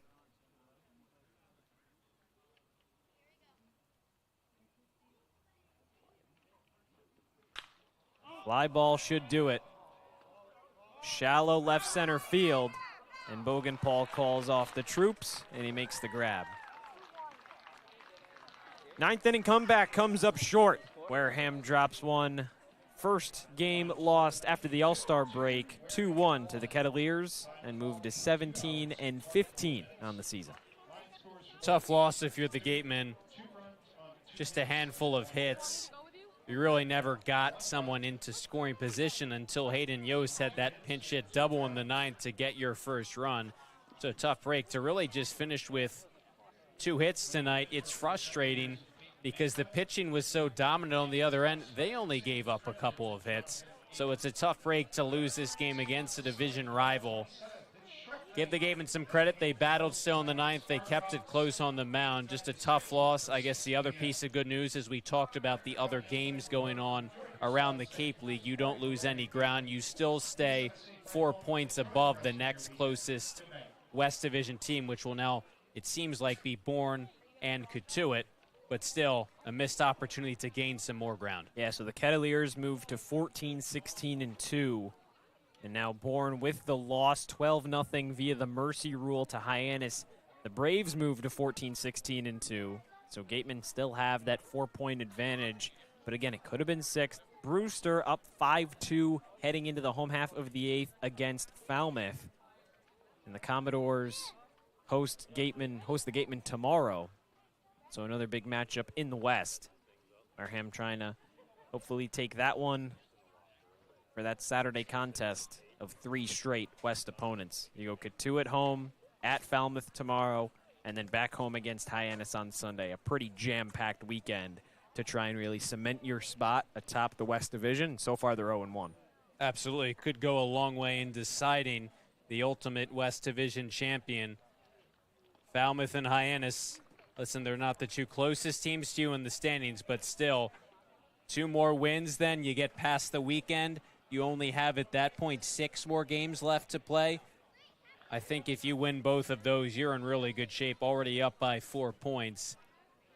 A situation where tomorrow, listen, you just have to bounce back with the bats. It wasn't your night. You knew it wasn't going to stay hot offensively over the course of the rest of the season. You're going to have some games like this. The pitching held up its end of the bargain.